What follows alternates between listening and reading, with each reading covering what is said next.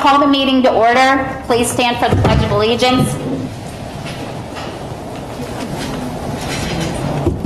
Pledge allegiance to the flag of the United States of America and to the republic for which it stands, one nation, under God, indivisible, with liberty and justice for all. Roll call. Dr. Fike? Here.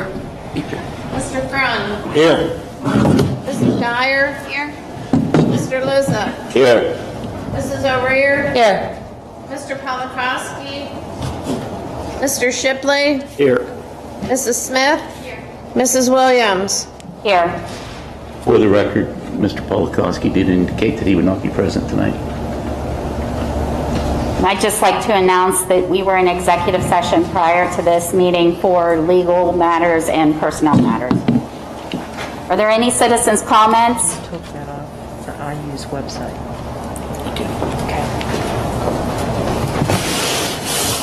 No Citizen comments. Next, we have a presentation by Jason Lucia from CWCTC.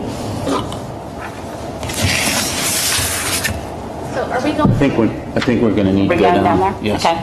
We're going to go sit down there so they can pull the screen down. Oh, we're moving. Okay. It's fine.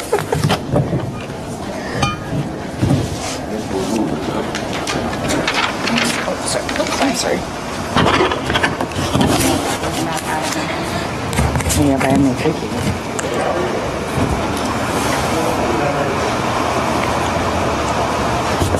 It's over here. Is that going to clear that table? Yeah.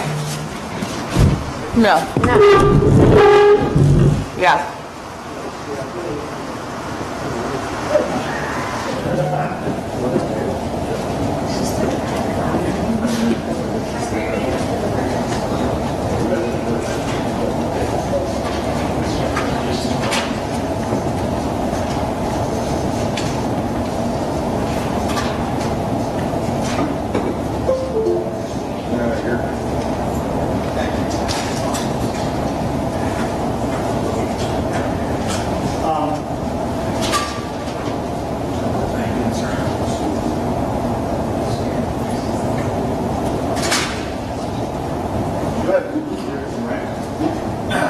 Good evening, everyone. Can you grab that mic? That would help.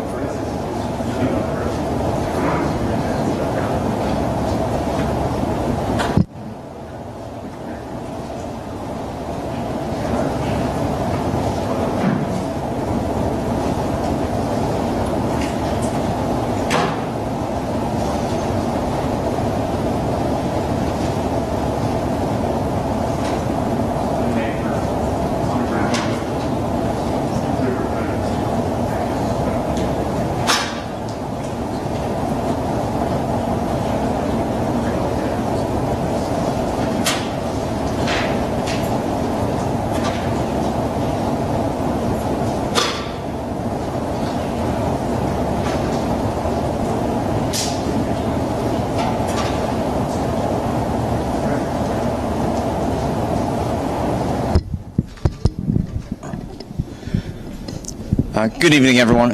Again, my name is Jason Lucci. I'm the Administrative Director at Central Westmoreland Career Technology Center here in New Stanton.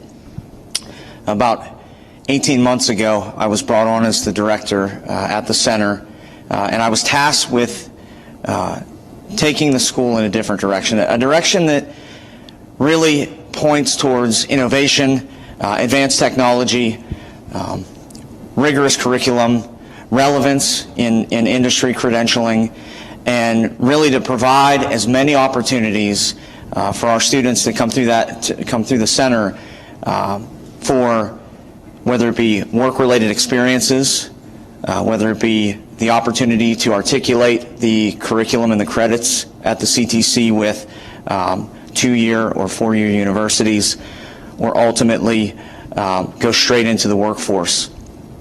The center is kind of taken a facelift since we started, both infrastructure-wise within personnel, as well as not only some of the inside of the building, but also the outside of the building. the one thing that I really like to pride everything as far as the evolution of the new look of the building is to the kids. Our students have taken a lot of time, a lot of effort, the skills that they've learned, and they've actually put it back into the building. I would really like to invite all of you to come out and visit with us, take a tour. I would love to have lunch for anyone or all of you that would want to come, meet some of the students, see your students from Southmoreland School District in action in their learning environment, and really understand what 21st century career and technical education is. I have a new leadership team. I have here with me tonight Mrs. Darcy Simkevich. She is my Assistant Director for Career and Technical Education. I also have with me Mr. Alex Novikov. He is my Assistant Director for Workforce Education. Two completely different pathways within our leadership team, but combined to work together for the greatest outcome and success of our students. And that's really both secondary students as well as a K-8 initiative that we've put forth that they'll talk about a little bit. And then also with our adult education program that we're really looking to ramp up to provide any opportunities for any community members, whether they're school age or out of school age, to get the training needed, because as we know, the economy and the labor force right now is not only at a deficit but hurting. And I would say that we get at least a dozen calls a day from local industry, from southwestern Pennsylvania industry, looking for students and or graduates just because they need workers. So the center really is pushing forward into the 21st century.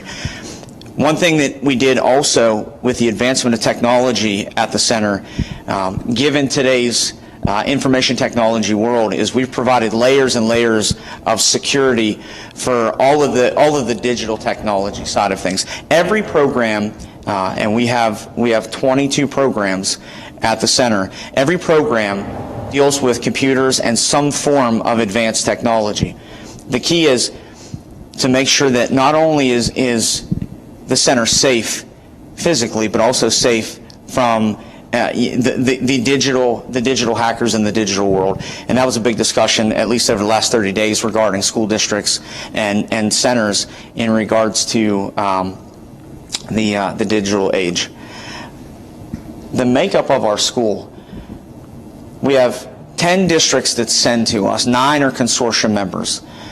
We are a large footprint of Westmoreland County. Our goal is to not only provide that advanced 21st century career and technical education, but also to really take a look at how we can service more students from every district. Career and technical education from the past, and it's funny because I always would think about, whenever I was in high school, I would think of the carpenters and the masons, and I never really thought about the cybersecurity people. I never thought about the information technologists, because it really wasn't a thing at that point. But what we are doing now, because we are in this digital age, and obviously we've experienced it recently, and as of today even, and tomorrow, that we have to live in a remote world, and we have to be able to function both back and forth, virtually and physically. And whenever I turn it over to my assistants, they're going to explain a little bit on how we are advancing our educational systems, our delivery of instruction, to meet the needs of all of those students, especially those that don't want to be in a brick and mortar building anymore. And we have options that we are putting together, the thought process on how to deliver career and technical education to these students. I have Southmoreland is near and dear to my heart because I live here. My kids go to school here. And I will tell you, becoming the director at Central Westmoreland CTC, not only, do I want to advance the center, do I want to make it the best in the state of Pennsylvania, but I want to make sure that every child that goes through the center gets an experience as if it was my child. And that is the one promise that I give to every school board member, every school administrator, is that is the focus that we look at, is that every child that we interact with on a day-to-day basis, it's as if they are our own. And that's really the culture that we're trying to build. The culture at Central Westmoreland CTC over the last 10 years, there wasn't a progressive increase in enrollment. There wasn't progressive moves on programming. That's where we're at right now. We are really pushing forward to be in the 21st century. If the word technology is on the building, I think we should be the best at it. Just a little bit of a breakdown on numbers before I move on to Mrs. Simkevich. So in looking at our districts, total enrollment for the districts right now, and that is total students, is 27,820 students that are there. That is the composition on the right, in the right column, of what makes up the students that attend Central Westmoreland CTC. We currently have, and that number has gone up slightly, we are roughly 1,100 students. We are the biggest career and technical center in Western Pennsylvania. My goal, and you know, basically the mission and vision of our school, is to be the biggest and the best in the state of Pennsylvania, to provide that education, and to also be fiscally responsible to our district, all 9 of them that are the consortium members, to be able to give an affordable career and technical education, so that the taxpayers within each community aren't taxed, and we can provide not only the education but the certification routes for the students when they come to the center. That's just a brief makeup of the administrative team. We have 5 administrative team members that supervise their different departments, and it is, aside from Mrs. DeLuca, our adult ed and our grants coordinator, the rest of the team is new as of the last 18 to 24 months. And what I have seen is a family-like environment, and that is the culture that we're building for the kids. The kids that walk through the building take pride in who they are coming to the CTC, and as we evolve, you know, the CTC has a new brand, we have a new mission, and we really are looking to rise above everyone else. At this time, I'd like to turn it over to Mrs. Simkevich to talk a little bit about what she does at the CTC.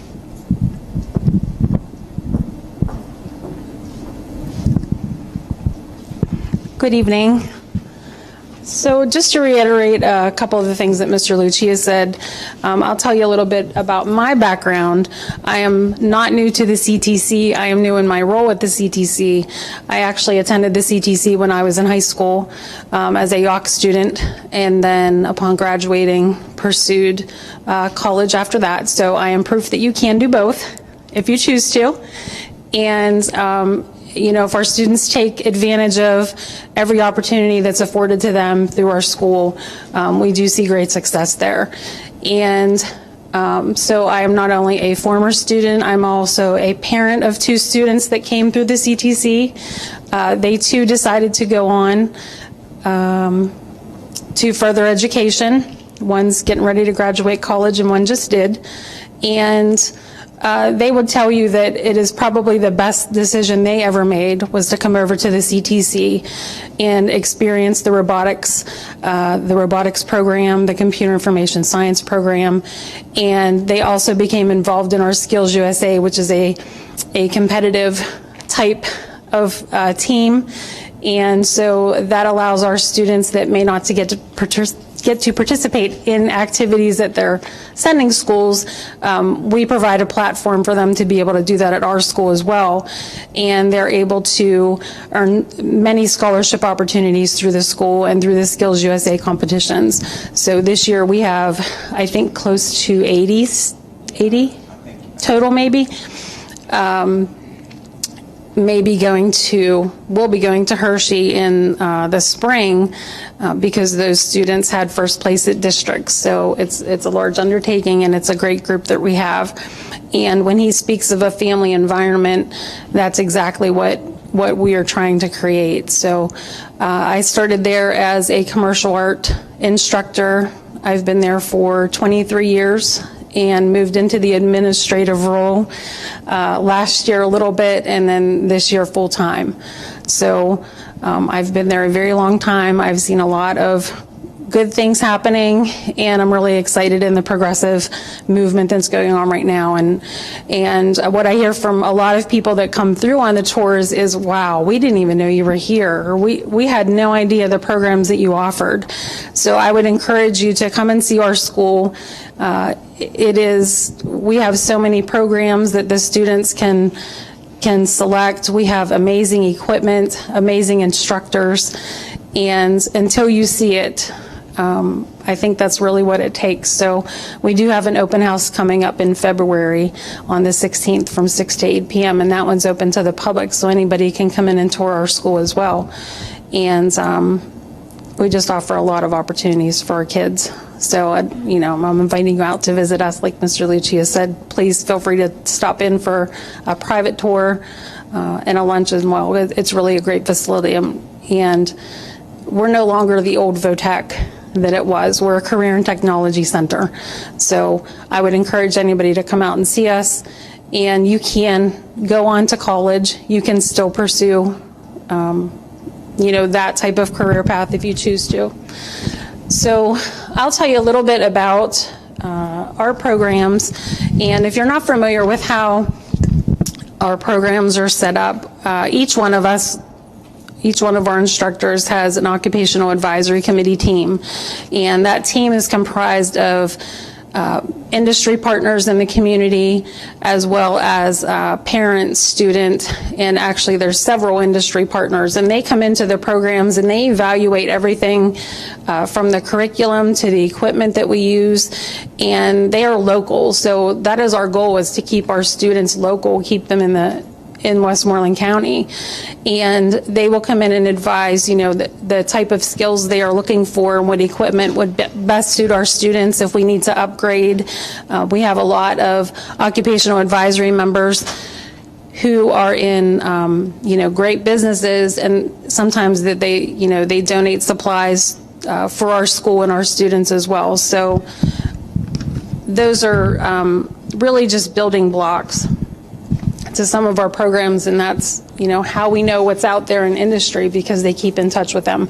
We encourage our instructors to get out and visit industry to see what's going on, and through professional development, you know, they keep that going and they can keep up with the technology. Our curriculum is progressive, and we have been working on, everybody has probably heard about the credentials and things right now is like the buzzword. So we already offer credentials, but our pathway in our curriculums right now is we're working towards stacking those credentials. So students may select a program that has many different pathways within that program, and the credentials will allow them to start with a great foundation, and then along the way they can stack their credentials depending on the path that they want to take out of that particular program. So it's almost like if you would envision a family tree type of thing, or you know, rungs on a ladder. They work their way up as they go. So when they leave, that just makes them all the more employable. We also have incorporated with our wellness team this year.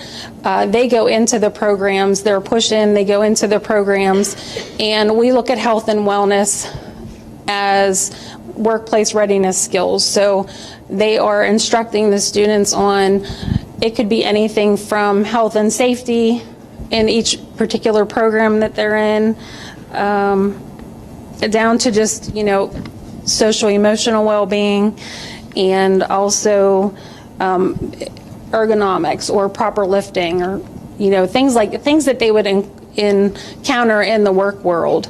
So it's not your typical, you know, go in and play basketball or, you know, do those types of things, but it's really the things that they would encounter in the workforce, in the real work environment. So that's one of the things that we've changed a little bit for this year.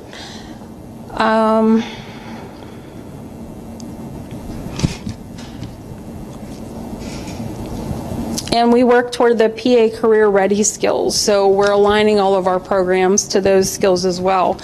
Our students build portfolios. They start from the beginning with, you know, the resumes, and then we have mock interviews, and we have people all the time that come in from the communities. Could be OAC members. They come in and they'll do mock interviews for the students so they can get a feel for it. And then that eventually, as seniors, our hopes is that they can find positions in a co-op. So that's where they get to, you know, work the other half of their day. They're actually in the industry working. And we have several instructors, by the time their students are seniors, they're out in the workforce. You know, people are begging for them already. So it's just really nice to be able to provide that for them. We have a strong co-op number this year, and to help us to get the number a little bit higher, we're also incorporating driver's education. That was one of the big requests. A lot of students had said, you know, they're just not getting their licenses until later for some reason. So we thought if we provide the driver's education, that takes one of those barriers away for them. So those courses, I believe, are already filled for this semester. So that's a little bit about our school. My job. I'll turn it over to Mr. Novikov. Deja vu all over again, man. This is like, hi, my name's Alex Novikov. Getting some people here. I'll be quick. Vince, 30 minutes, right? That's usually what I do, right? 30. I'm just kidding. It won't be 30 minutes. I'm going to blow through this real fast. I'll wrap up, close. 20 programs. My boss said 22. It's 20. But we merged some programs. Plumbing and steam fitted. Plumbing so plumbing and HVAC has been fitted together, and masonry is under construction. So depending, so 20, 22. That's where that discrepancy came from. Obviously, I came from Southmoreland. So it has been all brand new to me to be there, and my eyes have really been opened up, and I'm excited to share a couple things, and I'll be on my way, because I'm sure you guys have a long night ahead of you. We have some pictures, some photos from some of my favorite locations. Our protective services class stabilizing a car. They have real jaws of life, real fire engines. They go into the real live burn in Smithton to get their certification junior year. It is mind-blowing what they do. Stuff I did when I was in the Navy, they're doing in high school. They actually have a 40-foot tower they rappel down, and when I first got there from here, and I was like middle school principal, and I started yelling at a kid for going down upside down. Turns out that's part of a certification, so that was completely appropriate. Should not have been yelling at him, but I learned that that's the case. Please come out for a tour. I know when Ms. Smith became our JOC rep, I was really proud to bring her out, show her a tour that's open to absolutely every single person. Everyone has different schedules. You might not be able to make our open house. Come do a tour. Culinary will prepare a beautiful, wonderful lunch. And we'll go through there. So renovations and updates. Our main office has been completely renovated. We've expanded construction trades to a whole new building, which I'll tell you about here in a second. Added labs and classrooms for our growing sports medicine program, and renovated health occupations. HVAC and steam fitting were two different programs. It was HVAC and plumbing, blew out the wall between them, and right now there's a 12-foot deck by 180 feet the whole way around the building, so we can put hot water tanks and air conditioning units so they can access from top and bottom and use state-of-the-art. We have a relationship with Robertson, which is one of the largest heating manufacturer, heating supply companies, that has been basically giving us these, $5,000 Rheem air conditioning units for nothing, just because there was a dent on them, and we have these state-of-the-art renovations. I know the people are like, what about my house? I asked. I'm not allowed. So I don't think we can do that. But I still have a look. Auto collision, we use a grant, $125,000 paint booth. So when we say state-of-the-art, it's state-of-the-art. That, you can't just order one off the shelf. Apparently they customize those, because you can't just go to, Amazon and get a paint booth. Multimedia lab and studio, and our gym retrofitted for service occupations, which if you come out, hopefully we have some new design concepts that are going on there that are pretty exciting. While I tell you about this is actually really cool. So when I started last year, they broke ground when I left. One amazing job for another. When I left, they were breaking ground. So our construction trades program was growing so big and so rapidly, they needed more space. So we said, build it. So this is a complete student job. So it's a time-lapse video. You're seeing the course of one day, and they're hanging roof trusses on this building. Now this building, the only thing that was not student done is the crane operator. That was me. I'm kidding. That wasn't me. They wouldn't let me do that. But just to give you an idea, the actual estimated cost of contractors to do this is about $250,000. We are going to be coming under $80,000, and that's going to include, oh, I'm sorry, that's an email from Mr. Lenhart. He said it includes my loft. So I'm not getting a loft. It's 50 by 75 feet, 5,000 concrete block and 70 yards of concrete, not including the footers. So that's going to be able to, again, house a state-of-the-art construction trades program that's doing a ton of work with residential plumbing and electric, but they have their own space because the other space carpentry needs with lots of woodworking, and then there's a masonry shop, and our students need all of those different areas of expertise. And like Mr. Lucia said, we get calls, being in workforce development, I get calls every day. The unions are hiring, contractors are hiring. There's not enough employees right now. So this is just an exciting, this is a day. These are classrooms for us. So I was not familiar with this. These are our classrooms. Those poles in the background, those are 30 to 40 foot poles that our power line kids climb. And when I first came, I asked Mr. Bartlow, how soon until you climb? And he said, the first week. You got to know if you're afraid of heights really soon. So, we know kids go and work for West Penn and make an incredible living, at 19 years old. And if you climb power line, you should. We also have a 130-foot steel tower as well. Wellness, I won't touch on that because I know you already heard Ms. Simkevich is integrating the classroom. Driver's ed, totally free. We're the only one really offering a free program right now. So that was a pilot program. If you live in Roughdale, you can't really work many places, right, without a license. That's Westmoreland County. I'm just picking Roughdale because I'm here. So that's a big initiative. One more big initiative, and principals will be hearing about this with counselors that we're really excited to launch, is CTE Academy. It's Career and Tech Ed, CTE. So CTE Academy. It's an 18-week theory course on the Moodle platform. It is very similar to what you would think of with SOLA. Pretty much the same concept. Difference is we own it, the IU won't own it. And also, it's our instructors teaching it and offering something that really no one else can because we have an OAC. So Ed Insight and some of the big platforms and cyber charters will offer similar health occupations courses, but they don't have an occupational advisory committee supporting them. So we're launching it with our health occupations and sports medicine programs. It's going to be launched this fall. It will be in that price range of that $200 some a course. Those students who are seniors and want to go to nursing school and didn't consider tech, those students who are freshmen and maybe just considering and not knowing what they want to do. We are hoping to stack this so that we can do summer courses, we can do some different non-traditional credentialing processes, and we can expand these theory courses to our other programs. So the idea, if you took an 18-week course in your safety and healthcare, maybe you do a 2-week summer course for a half credit where you come all day every day and you're doing your first aid, CPR, AEDY, bloodborne pathogens, and another course. So that's what we're working towards, stackable credentials, and we're looking at a non-traditional path because the pandemic has really opened that up. But I can't say enough, coming from where I was just at working here in public K-12, one of the biggest benefits is this is something cyber charters can't offer. And that's a big incentive. Cyber charters also, we don't have any agreements in our school.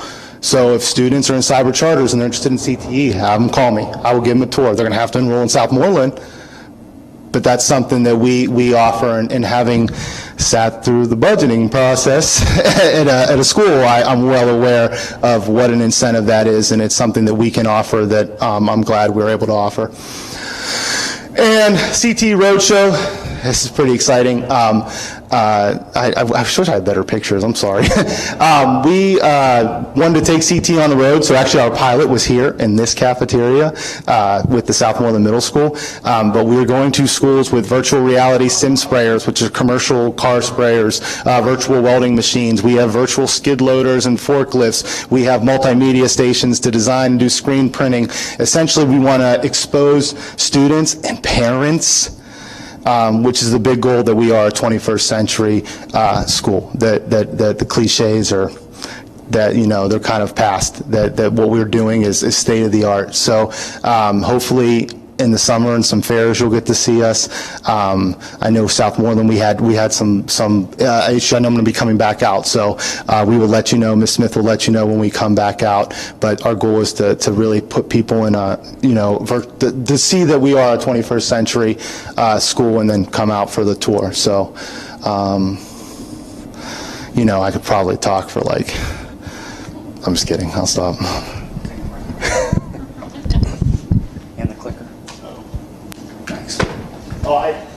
Everything I baked. Yeah, no. Go back a second.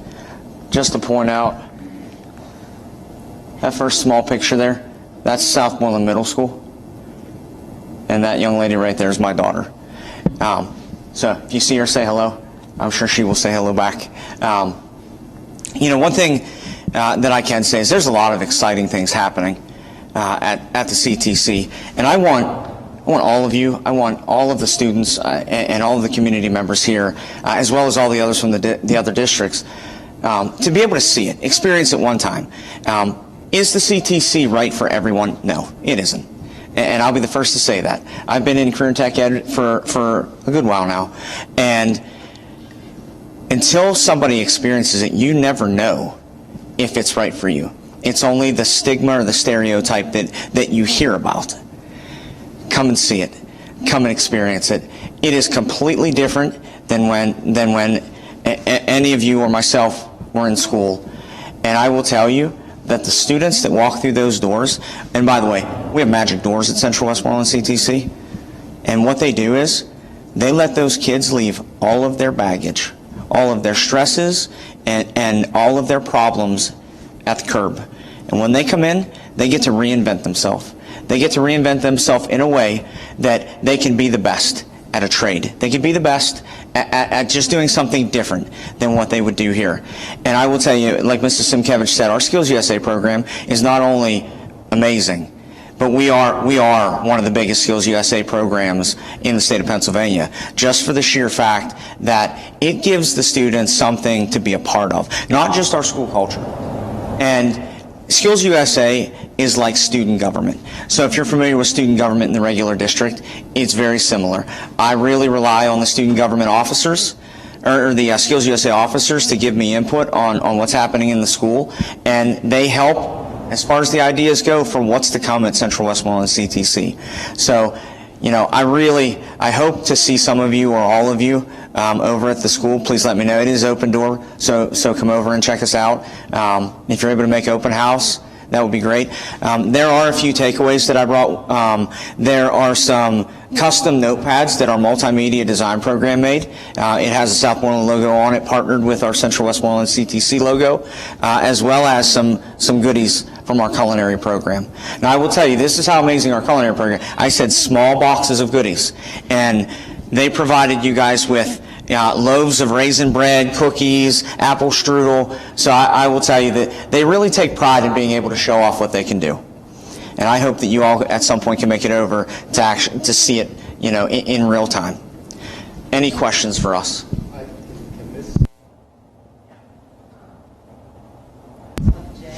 I got you. Yes. Do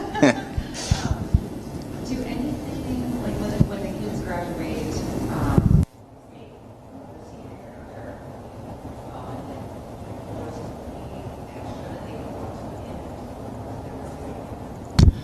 they don't graduate necessarily. So with us, there isn't a true graduation with us because there are further opportunities. So what we try to do is we try to align them with what their next step is going to be. So it's kind of like that workforce coaching concept. Their next step could be additional education or training. Their next step could be right into the workforce. And as they go through our programs and receive those stackable credentials like Ms. Simkevich talked about, and really kind of understand which pathway they want to be on, it's just what's next for them. It's not really, it's over. So yeah, I mean, there's adult education programs that they can come back for. I will tell you that I walked past our adult CDL program. They have 15 people in that program right now, which is one of the largest in the last couple of sessions that they've had. I think the word is getting out that we do offer state-of-the-art training. We offer really good credentials, and people, even if it's not a secondary student that's taking, a 9, 10, 11, or 12 coursework, and they have already graduated from their high schools and or have been in the industry, they can come back. There's other options, there's other pathways, there's other funding sources that we can connect them with, because really, I mean, I was talking to a graduate that graduated, I believe, 4 or 5 years ago. working for West Penn Power right now. He has zero debt. He just bought his house, paid cash for his house, because he went through the program, was able to go to the West Penn Power Institute that is run through WCCC, and makes a ton of money and just enjoys life. And that's really, those are the stories. And I want every student that wants to be a part of the CTC to have those stories.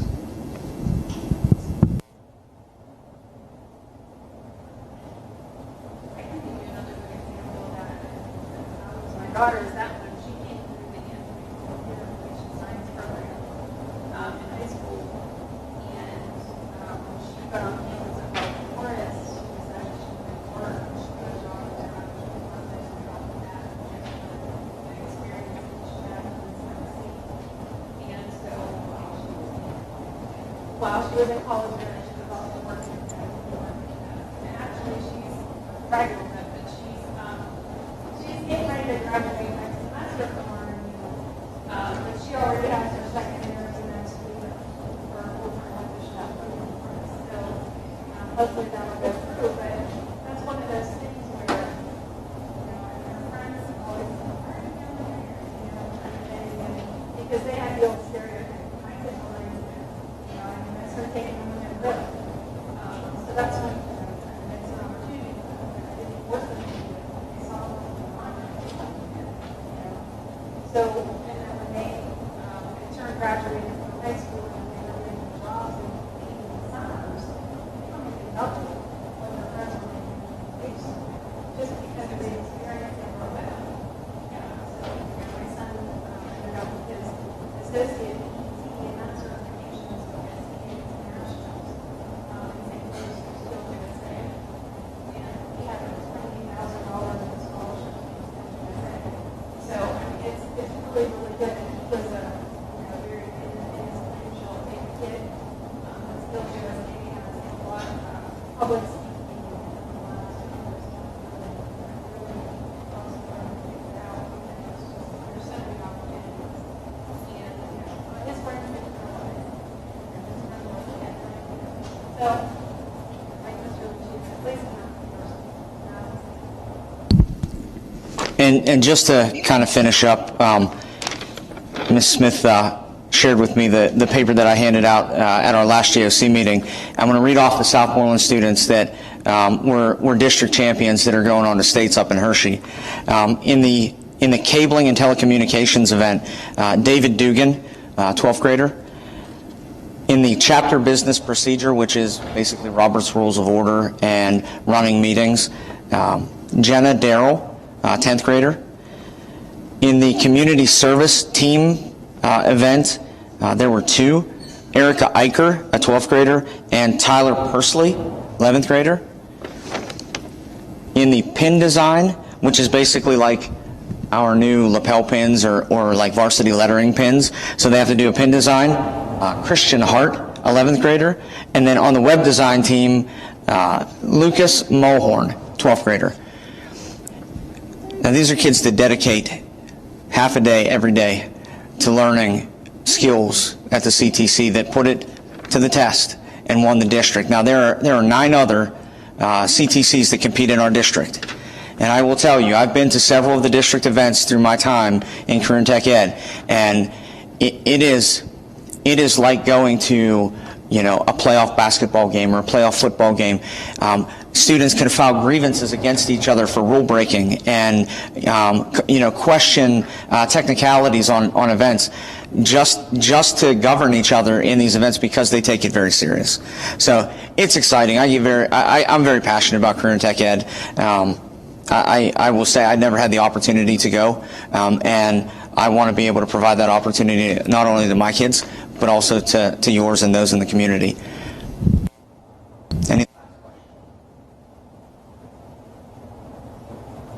I thank you all for your time and having us. Please make sure you help yourself to the goodies.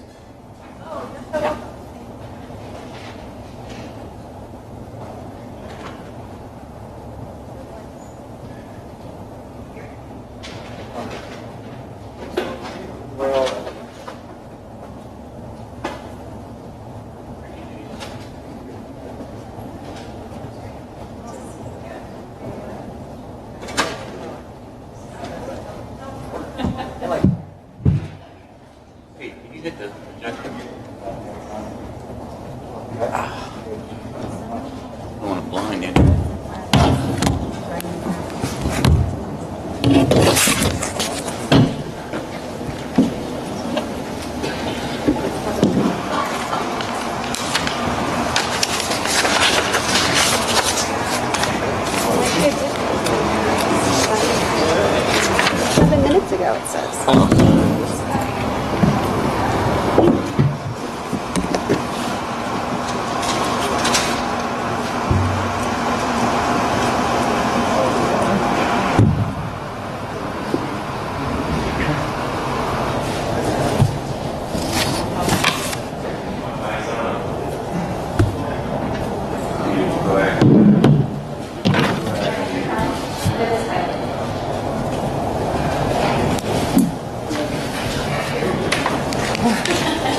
I'm saying that. It says she hit the wrong button because it would have rang for her. It's just a big deal. Like, come and do something for us because it's a big deal. 2 meetings. Oh, yeah. I've been there many times. I'm going to need a motion to go back into executive session. Motion to reconvene.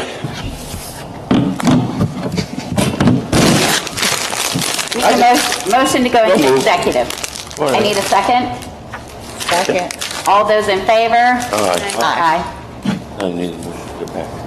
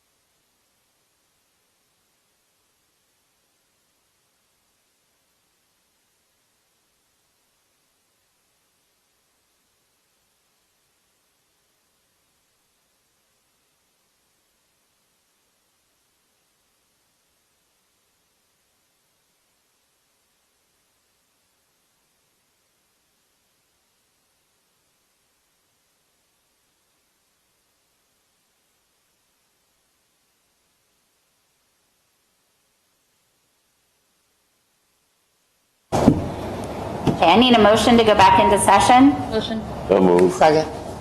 All those in favor? Aye. Opposed? Okay.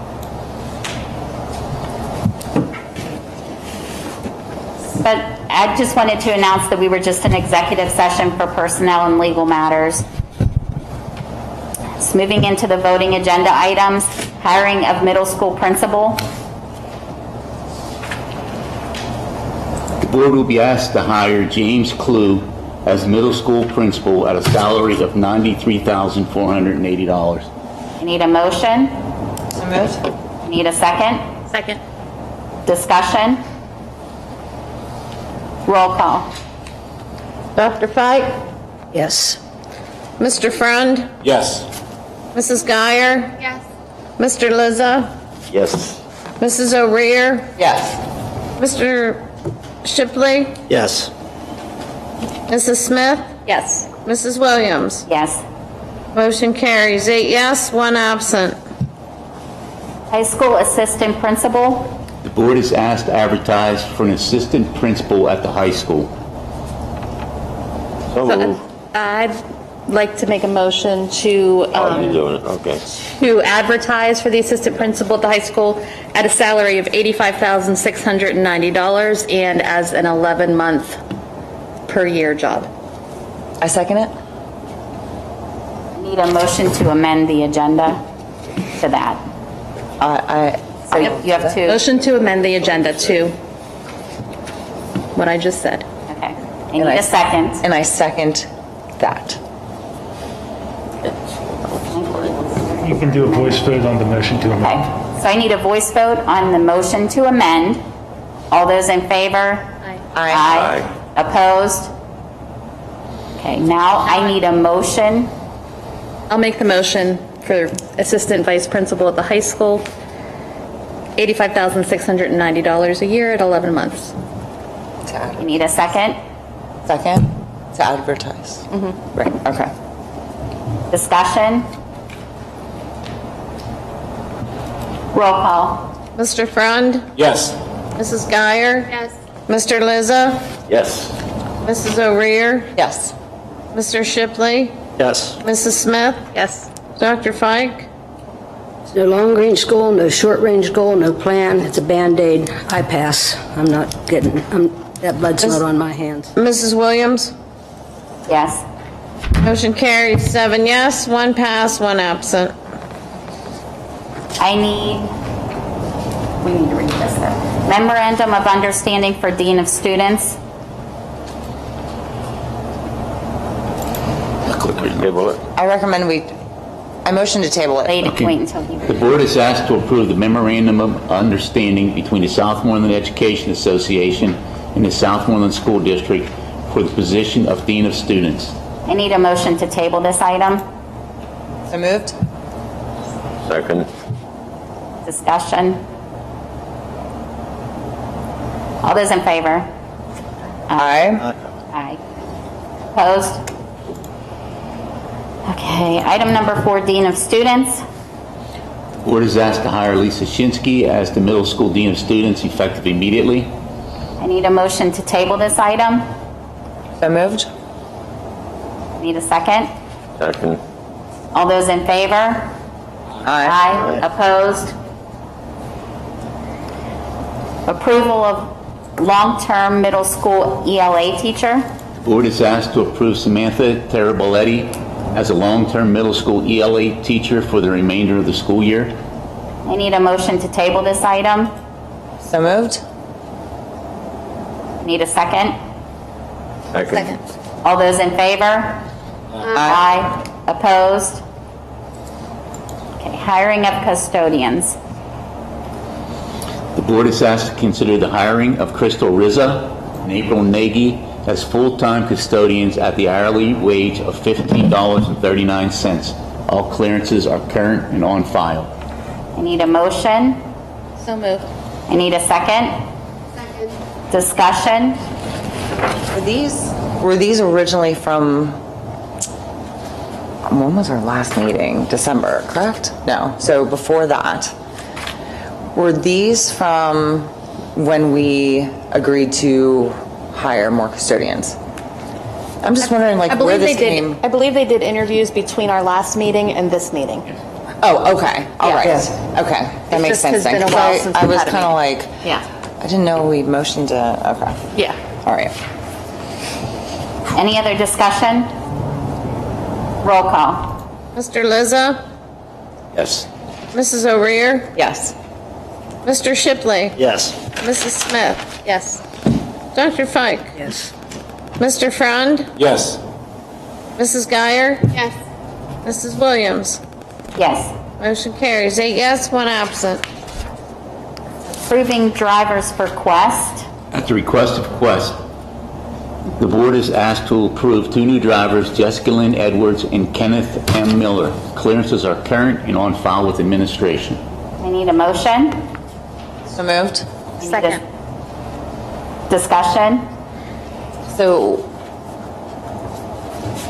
what is, I don't know, is this for a school bus or is this a van? Or doesn't it matter? It's all in one? It's just student drive. It could be for a minivan, bus. I don't know, would it be for vans also, Pam? It could be? It could Yeah, be. so it could be for whatever. Whatever they need it for, Yes. okay. I just remember we've talked about like hiring bus drivers specifically, so I want to make sure it's for all the above, so. As needed. Any other discussion? Roll call. Mrs. O'Rear, Yes. Mr. Shipley, Yes. Mrs. Smith, Yes. Dr. Fike, Yes. Mr. Frond, Yes. Mrs. Geyer, Yes. Mr. Lizza, Yes. Mrs. Williams. I'm sorry. Yes. Sorry. Motion carries All right. 8 yes, 1 absent. Trying to figure out my next item. Okay. Okay. So approval of board committees. I will if you want me to do that. If you. Yeah. The board is asked to approve the newly updated committees and committee members. Building, Grounds, and Safety, Jason Polakowski, Chairperson, Nicole O'Rear, Tony Lizza. Finance, District Operations, and Transportation, Michelle Williams, Chairperson, Catherine Fike, and Christy Smith. Personnel Policy Academics, Christy Smith, Chairperson, Stephanie Geyer, and Brian Shipley. Non-Academics, Athletic Extracurricular, Nicole O'Rear, Chairperson, Dwayne Frund, and Brian Shipley. I need a motion. I need a second. Second. Discussion. Michelle, in the past, if we're going to look at the budget, can we start? Yes, certainly. You know, I've been on a board, but they started in May. Yeah. I think we're going to have somebody that wants to work better with us, so I think that won't be a problem. I think she's already started. She's I've already I think she's already started. tracking. Yes. Yeah, I've already started working on And the just budget. so everybody's aware, I kind of selected that committee based on knowing that we can be available during the day because I think that suits administration a little bit better. Certainly Pam, trying to be here to go over that with all of us. Is there any other discussion? Okay, all those in favor? Aye. Opposed? Okay. PA Educator Contract of Services. The board is asked to approve the contract of service with PAEducator.net with Allegheny IU at a prorated fee of $1,025 for January 5th, 2022 through June 30th, 2022. Afterwards, the fee will be $1,750 per school year, beginning July 1st through June 30th. I need a motion to table this item. I need a second. Second. All those in favor? Aye. Opposed? Health Service Nurse 2022-2023 salary scale. The board is asked to approve the 2022-2023 salary increase for the health service nurse to a rate of $25.50 per hour. I need a motion. So moved. I need a second. Second. Discussion. I just want to clarify in case people aren't aware of what this is. We changed the title of a job, person bid into that. We already approved that position for her, but we already have an agreement that runs till 2023, so we needed to increase her salary for the next school year, because we didn't do that at the time. Any other discussion? Roll call? Mrs. Smith? Yes. Dr. Fike? Yes. Mr. Frund? Yes. Mrs. Geyer? Yes. Mr. Lizza? Yes. Mrs. O'Rear? Yes. Mr. Shipley? Yes. Mrs. Williams? Yes. Motion carries, 8 yes, 1 absent. Accept retirement of Vicki Capone, Food Service Director, effective June 3rd, 2022. I thought I missed something. The board is asked to approve the resignation of Vicki Capone, Food Service Director, effective June 3rd, 2022, and authorize the administration to advertise for the position. And I want to thank Vicki for her service. So moved. Done a wonderful job. I need a second. Second. Discussion? Roll call. Dr. Fike? Yes. Mr. Frund? Yes. Mrs. Geyer? Yes. Mr. Lizza? Yes. Mrs. O'Rear? Regretfully, yes. Mr. Shipley? Yes. Mrs. Smith? Yes. Mrs. Williams? Yes, and I'd like to thank Vicki for her service. Motion carries, 8 yes, 1 absent. Accept retirement of Gal Ellenberger, Food Service Business Office Secretary, effective June 30th, 2022. The board is asked to accept the resignation of Gail Ellenberger, Food Service Business Office Secretary, effective June 30th, 2022, and authorize the administration to post and advertise the position. And I want to thank Gail for her service. So moved. I need a second. Second. Discussion?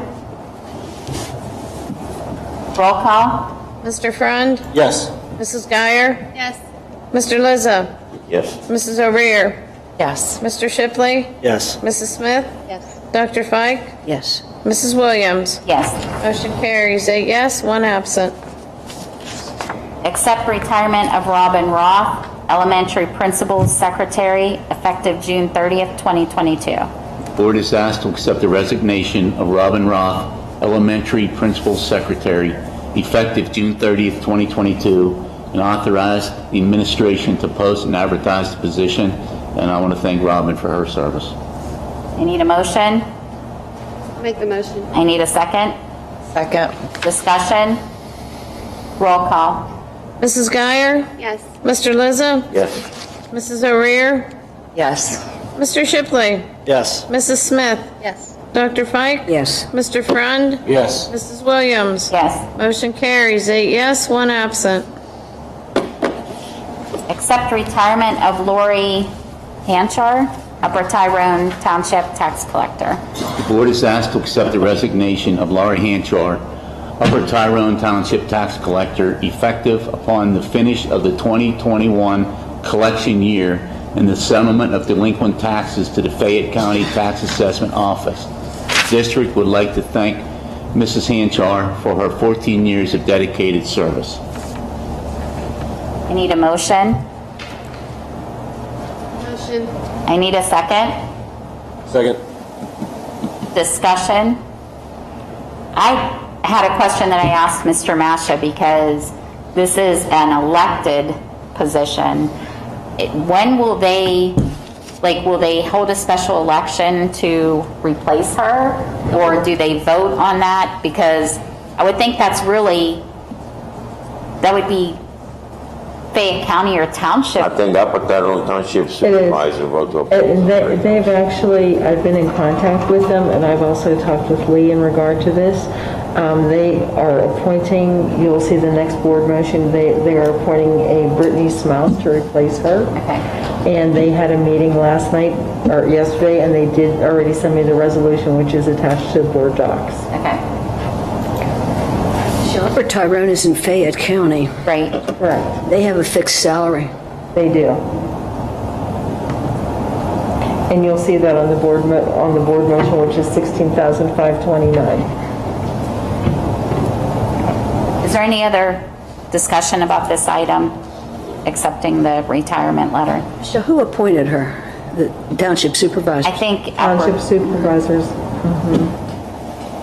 Ronald I'm going to butcher the last name, Lewandowski, Peter A. Freddo, and David Tullio. And Lori Henry, their township secretary, attested to it. Mr. Tullio is the Upper Tyrone Township Supervisor. Okay, any other discussion? For what it's worth, this is a low salary because they pay less in Fayette County than they do here. Okay. All those in favor? Aye. Opposed? Okay. Motion to approve appointment of Brittany Smouse, Upper Tyrone Tax Collector. Board is asked to approve the appointment of Brittany Smouse, Upper Tyrone Tax Collector, at a rate of $16,529 per year. I need a motion. I'll make the motion. I need a second. I'll second. Discussion. How did we get this name? Upper Tyrone Supervisors appointed. That's what I said, they're going to recommend somebody, okay. Now, I do have a discussion. So, do we do this in the way that we do with East Huntington?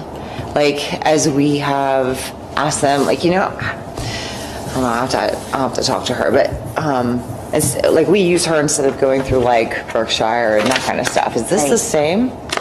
Yes. Yeah, we don't use Berkheimer. We use individual tax collectors, but Westmoreland County is by the tax bill, is it not? Like, I don't think it's Westmoreland County isn't a flat fee. Right. Is it?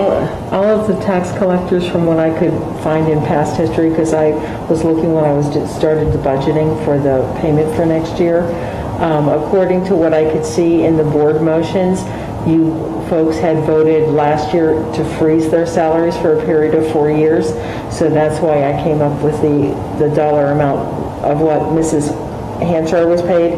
That's why I put the same dollar amount in for Brittany.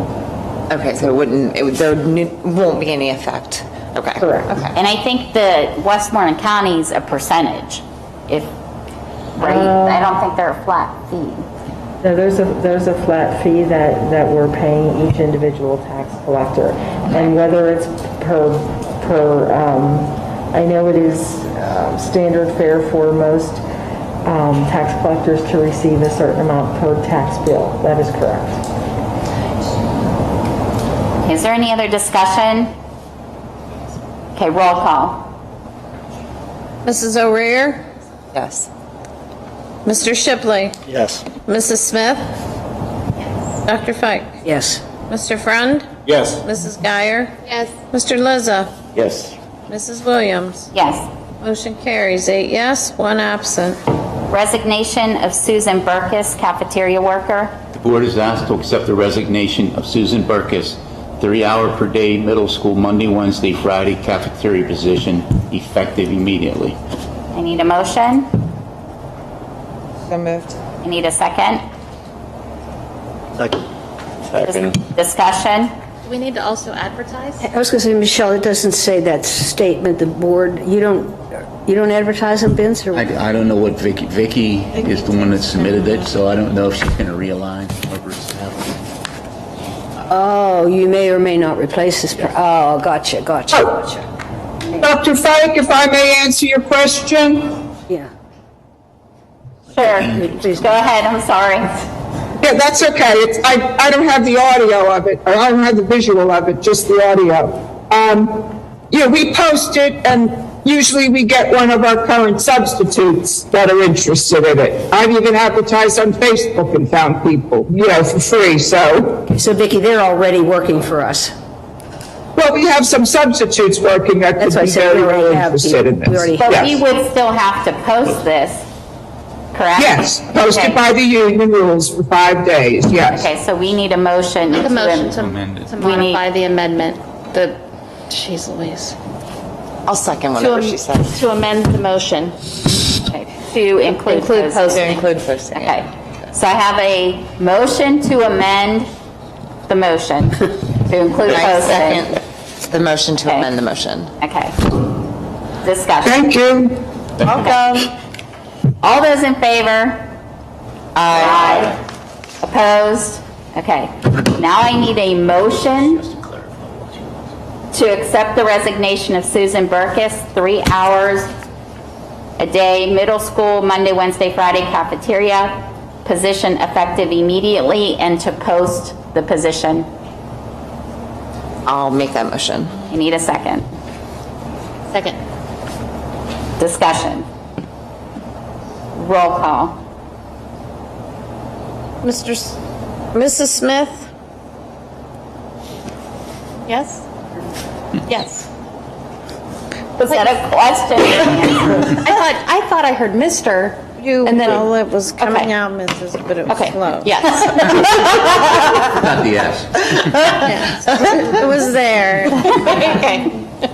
Dr. Fike, Oh, yes, yes.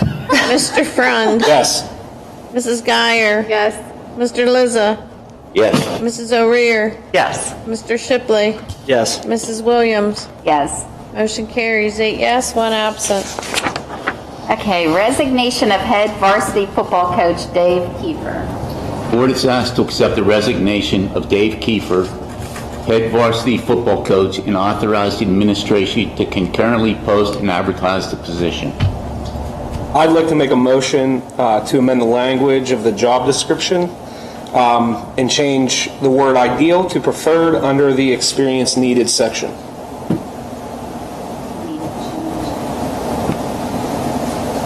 Principal.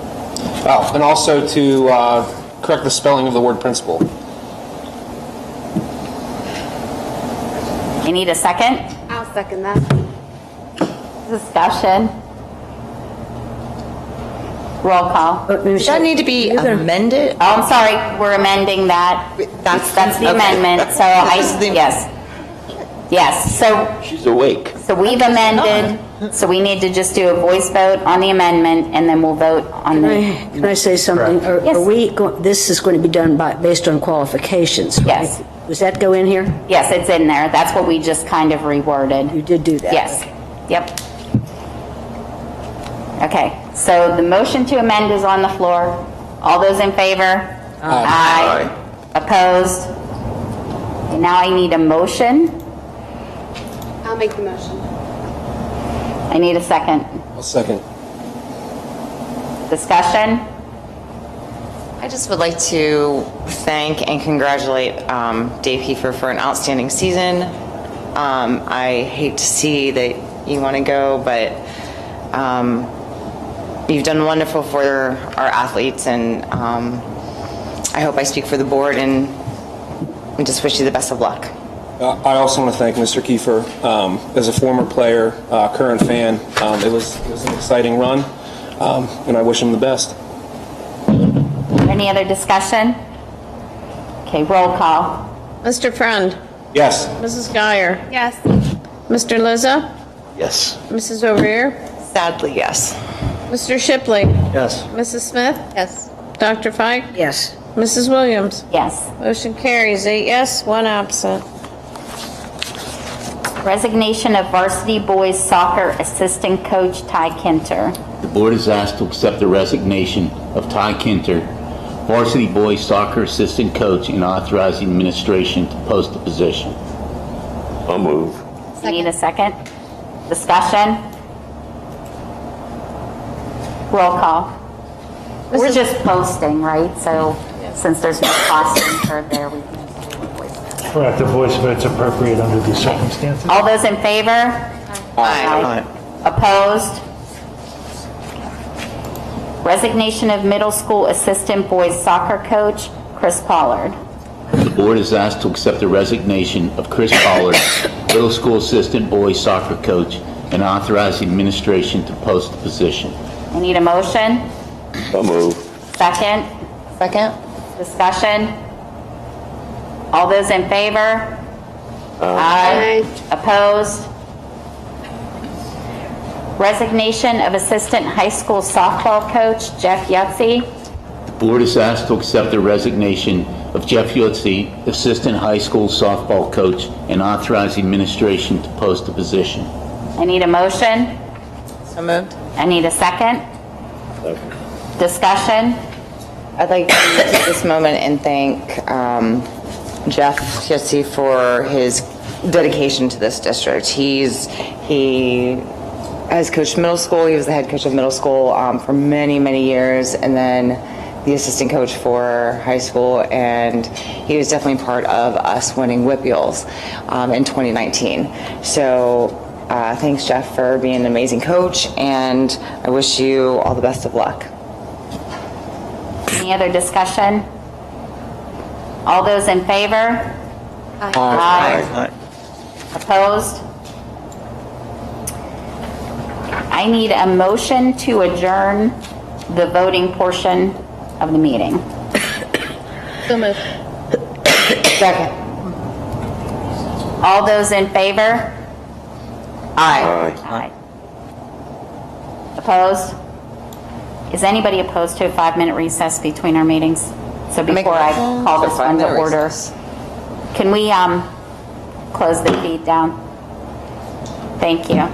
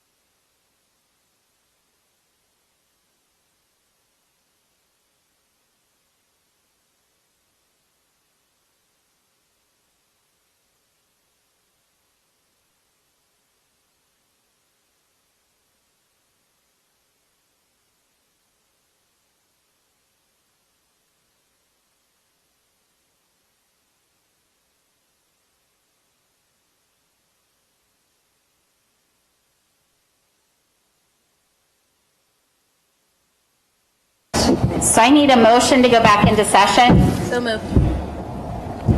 Second. A second. All those in favor? Aye. Aye. Opposed? Okay, roll call. Wheelchair.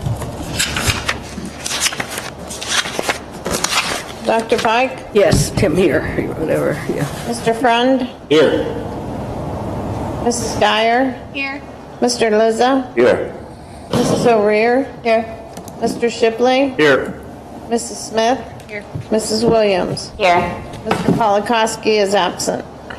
Are there any citizens' comments? There No. are none. The minutes of November 18th, 2021 meeting. The board will be asked to approve the minutes of the November 18th, 2021 voting meeting. You need a motion? No. Sorry. Phew. Second. How about discussion? Just discussion. This is, Discussion. Yeah, just discussion. Alcohol confused. I thought I was crazy. No. I mean, we're all crazy, but I think we're... I motioned it. Yeah. To some degree. Yeah. Discussion. Okay, minutes of December 8th, 2021 reorganization meeting. The board will be asked to approve the minutes of the December 6th, 2021 reorganization meeting. Discussion. Monthly board treasurer's report. The board will be asked to approve the October and November treasurer's report. Discussion. General fund board summary report. The board will be asked to approve the board summary report for October 2021. Discussion. Accounting and food service check summary listing. The board will be asked to approve the fund accounting and food service check summary listing. Discussion. Cyber charter expense analysis. I'm going to turn this over to Pam. Okay. Thank you, Mr. Masha. As you can see, I provided once again an analysis of the cyber charter expenses through November 30th. In the first column, you will see what our cyber charter expenses were in the 2021 fiscal year through November. Then in the second column, you will see what we've budgeted thus for the entire fiscal year. And you will see what our expenses are in the 2022 fiscal year through November 30th. As you can see, there is a slight decrease in the cyber charter comparison from from last year to this year. I'm hoping and praying that continues, but I want to make you aware so that, we all know what our expenses are on a going forward basis. Is there any discussion? What's the final number on this? Is it more than we thought it was going to be, Pam? From last year?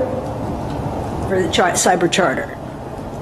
To be honest with you, I don't remember what it ended up at the end of the fiscal year. I might actually have that information with me though. But I can tell you that, it is a little bit less than what it was last year. Oh, that's right. We had the kids come back. That's right. They're coming back, yeah. Which we hope is... That was such a big deal last year. Oh, people don't, I think every time I see the advertisement on TV where they say it's free of charge, I think it makes me crazy because they don't realize that impacts the local school districts in your district. And as you can see, year to date, it's impacted our school district in the amount of $618,358.12, and that's only through November.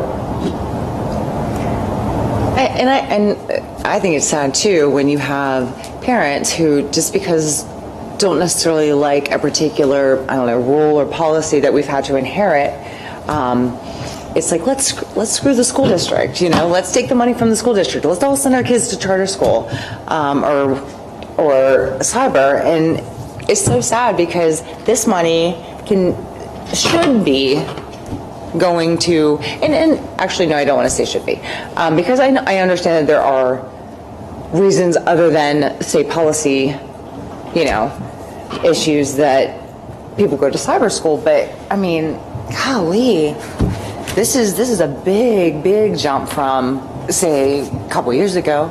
Oh, for sure. Like for sure. several hundred thousand. And it's And it's not just our district, it's... Right. You know? It's countrywide, unfortunately. It's nationwide.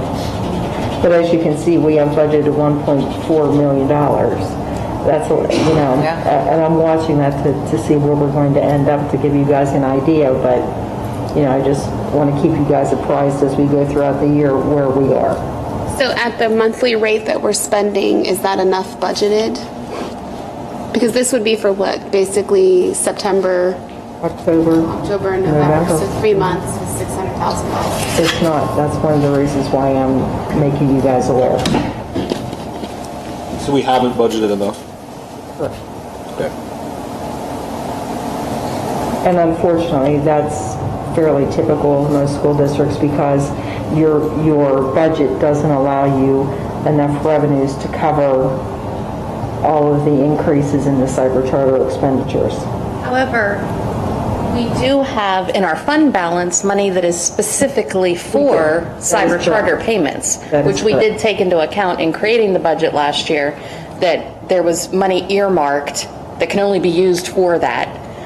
So there is money, if we go over budget, to be taken from the fund balance. Why don't we have our own cyber school? Dude, that's SOLA technically, which is it's cheaper for the districts because we participate in that through the IU, but. Why don't we expand that?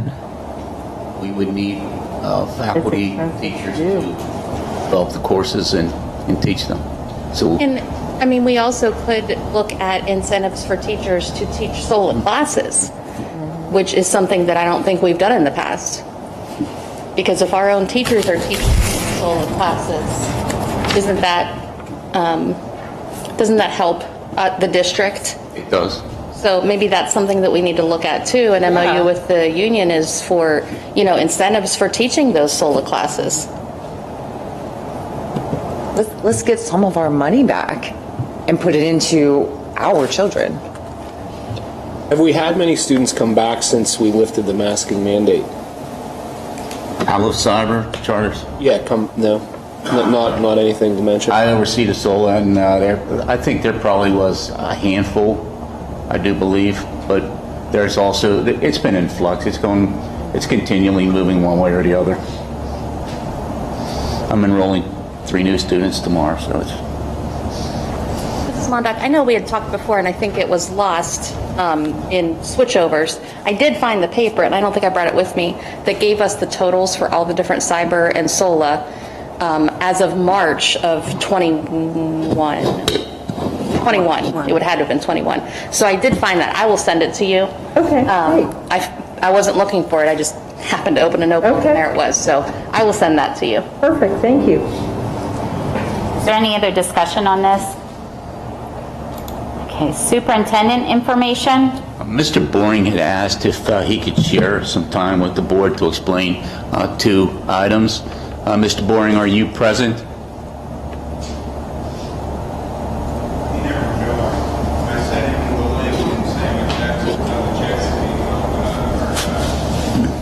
Okay, one was the PIA enrollment numbers. I know there are some questions concerning that.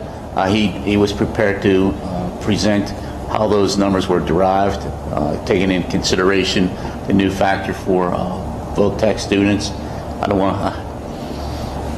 I was hoping that he would be. Talking about Class A. Yes, moving, yes. Numbers, yeah. Yes, Dr. Fife. That's important, yeah. Did somebody call him, you said? Steve said he did. I could try. Dr. Clara, are you on here?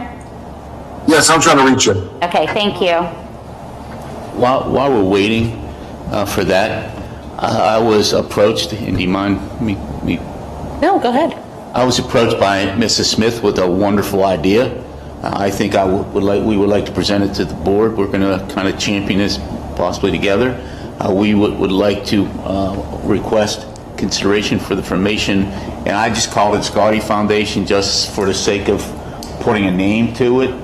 But Mrs. Smith, if you want to maybe elaborate a little bit more, because I know that you Sure. you volunteered enough. Yeah, spearhead it? Sure. So I've been looking at other, our biggest concern is we're stuck at the amount of income we have, basically.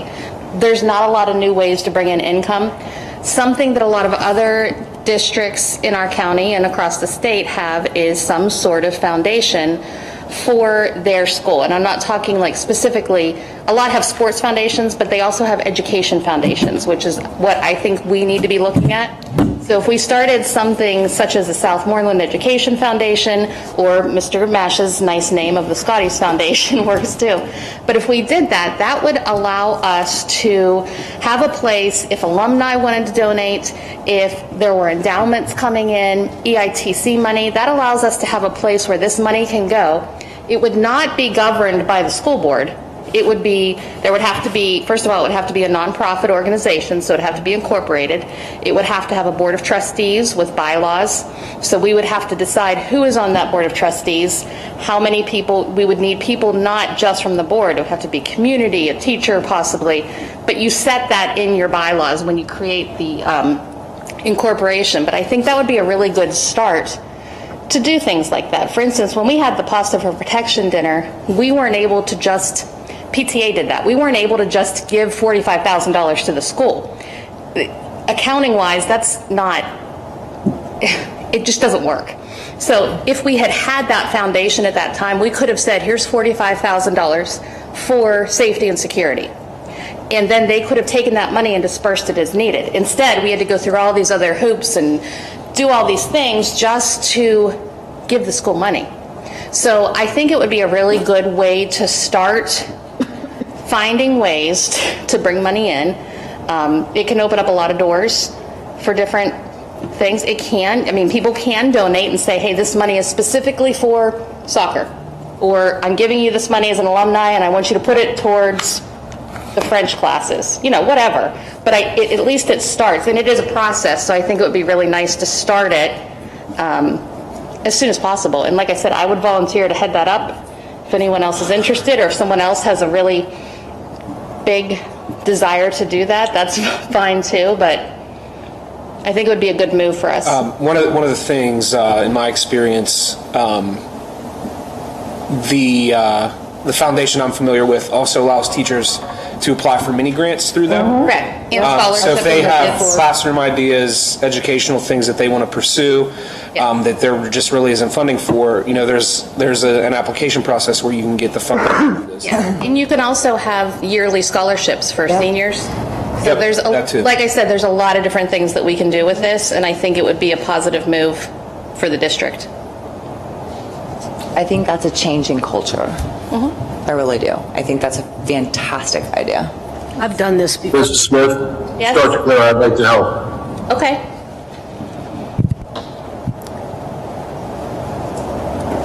I think he said he wanted to help. I'm good with that. Did you get a hold of Mr. Boring? Okay. Yes, I admitted him.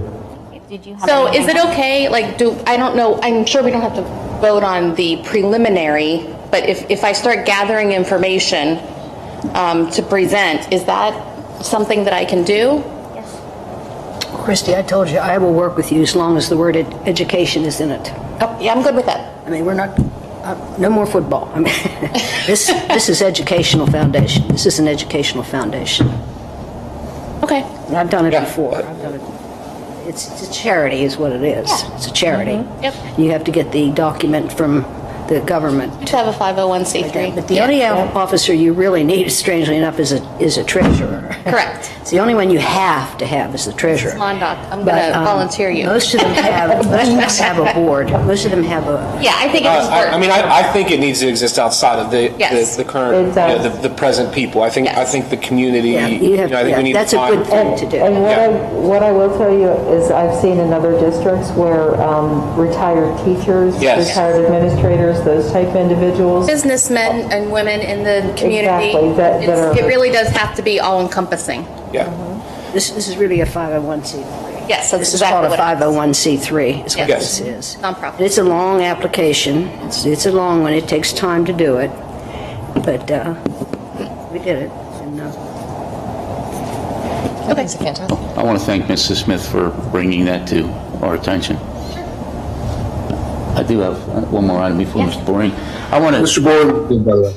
Wait Hold on one one second. second. Mr. Masha has something. I want to thank the community for their patience and understanding for the last day and also for tomorrow. There have been unforeseen health conditions that have arisen that has necessitated us going remote with COVID. I'm still concerned that there's the possibility of other things happening, so I would beseech you to please be patient with us in understanding if there are other situations that do occur. I also want to thank everyone for their patience with weather. Please be mindful that we are approaching into the meat of the winter season and inclement weather. I do understand there's a possibility of a storm, big storm moving in over the weekend, which could impact us. So I do ask you to be patient. Please also be mindful that we can go to a flexible instruction day, but we also still have the option of going with a 2-hour delay. If when we're out riding the roads, if we see that the roads are going to be cleared within a period that's safely responsible for our students to be bused, we will consider going that route. So please be mindful that those are considerations. Stepping back one more time with the health concerns, I really want to reiterate that as we are moving forward, there is the potential for us to be impacted, considering certain situations that could be taking place in the school and staffing. So please be mindful, patient, and understanding. Adults can get sick too. Yeah. I have a question about the delay. Could there be a potential for you to call a 2-hour delay, but then move that to a remote situation, or? Yes. Okay. Yeah, we have done that in the past. Actually, last year, I think it was last year, we were out riding the roads. It stopped. It looked like it was going to clear up, and then it just opened back up, and we ended up having to cancel school. So yeah, just be aware that the potential exists for whatever circumstances are out there. I know that Mrs. Mondock and I we were out at 4 o'clock in the morning, 4:30 in the morning, riding the roads, making sure that they're safe for our students. So we're trying. Mr. Masha, for inclement weather, do you always do the flexible instruction with asynchronous learning, or does the potential exist to do synchronous learning on a weather day? Right now, we are inclined to go with the asynchronous because of the last minute notification. I'm making that call at 5:30 in the morning, and a lot of times parents are really strapped for trying to find someone to watch their children. So it's just, would like to believe that it's feasible for everyone to be able to go synchronously, but the probability of that happening for everyone is just really... I think it's just good to be clear about what to expect. Yes. And I think sometimes those words confuse us at 5 o'clock in the morning with one eye open about, do I need to get my kids up at a certain time, or can I let them sleep until I have teenagers, so the afternoon? Yes, and we're going to try to be a lot clearer in how we define what's taking place. Even within the last couple of days, we've really tried to narrow it down and be a little bit more definitive as to what the circumstances are and what the conditions will be, such as transportation for the technical center and other outplaced students. So we'll be definitive and clear. Thank you. Also, too, if it ends up to being where, like, whether it's staffing that's becoming an issue because, of sickness, if it's student sickness and we're going to have to shut down, I'd really, really like to keep in mind that these are kids, and I don't want to say kids because these are young adults in most cases. These are very young children. As much mental health as we go through coming to school and dealing with this pandemic and being with our friends, I honestly can tell you it's even worse having to sit at home sitting on a computer, whether it's synchronous or asynchronous. And I really, really think that we as a district need to take a moment and reflect that they also need an off day. They don't need to be stuck in front of a computer 7 hours, 8 hours, 9 hours a day because they're not actually having true instruction inside of a classroom. they need that downtime. So whether that's going to, and I'm saying this if we completely shut down, say going, I don't know, a 2-day on, 1 day off, to a 2-day on, then the weekend. We're legally obligated for so many days of instruction. Right. So if we And I give them a understand. day off, then you're making up. Right, That's so, the problem. I mean, the trade-off is you get to have your summer when it's scheduled, right? So we're not when I went to school, I didn't have this. Neither did any of us. We didn't have to sit at home all day long amongst four walls, not really talking to anybody other than the teacher who's talking to us through a computer screen. What I'm asking is to take some reflection into mental health. I'm not asking for, well, by state laws, blah, blah, blah, blah, blah. I get that. I understand that 100%. What I'm saying is that we're not actually taking into effect the mental health or the effectiveness that this does take on someone's mental health to sit in front of a computer for that long. So that's all I'm asking. I'm not asking for dictation of what the state says. I'm just saying let's as a board or as a collaborative being, keep that in mind. That on a snow day where we need to say maybe we're trying to do asynchronous or synchronous, that we say, you know what, it's a snow day. We can make a snow day up. So if we make a snow day up, then that means we go longer in the summer. That was the purpose of flexible instruction days. West Virginia had them long before we had them here, but where you're doing this Arctic time which is what it was called in West Virginia, sorry.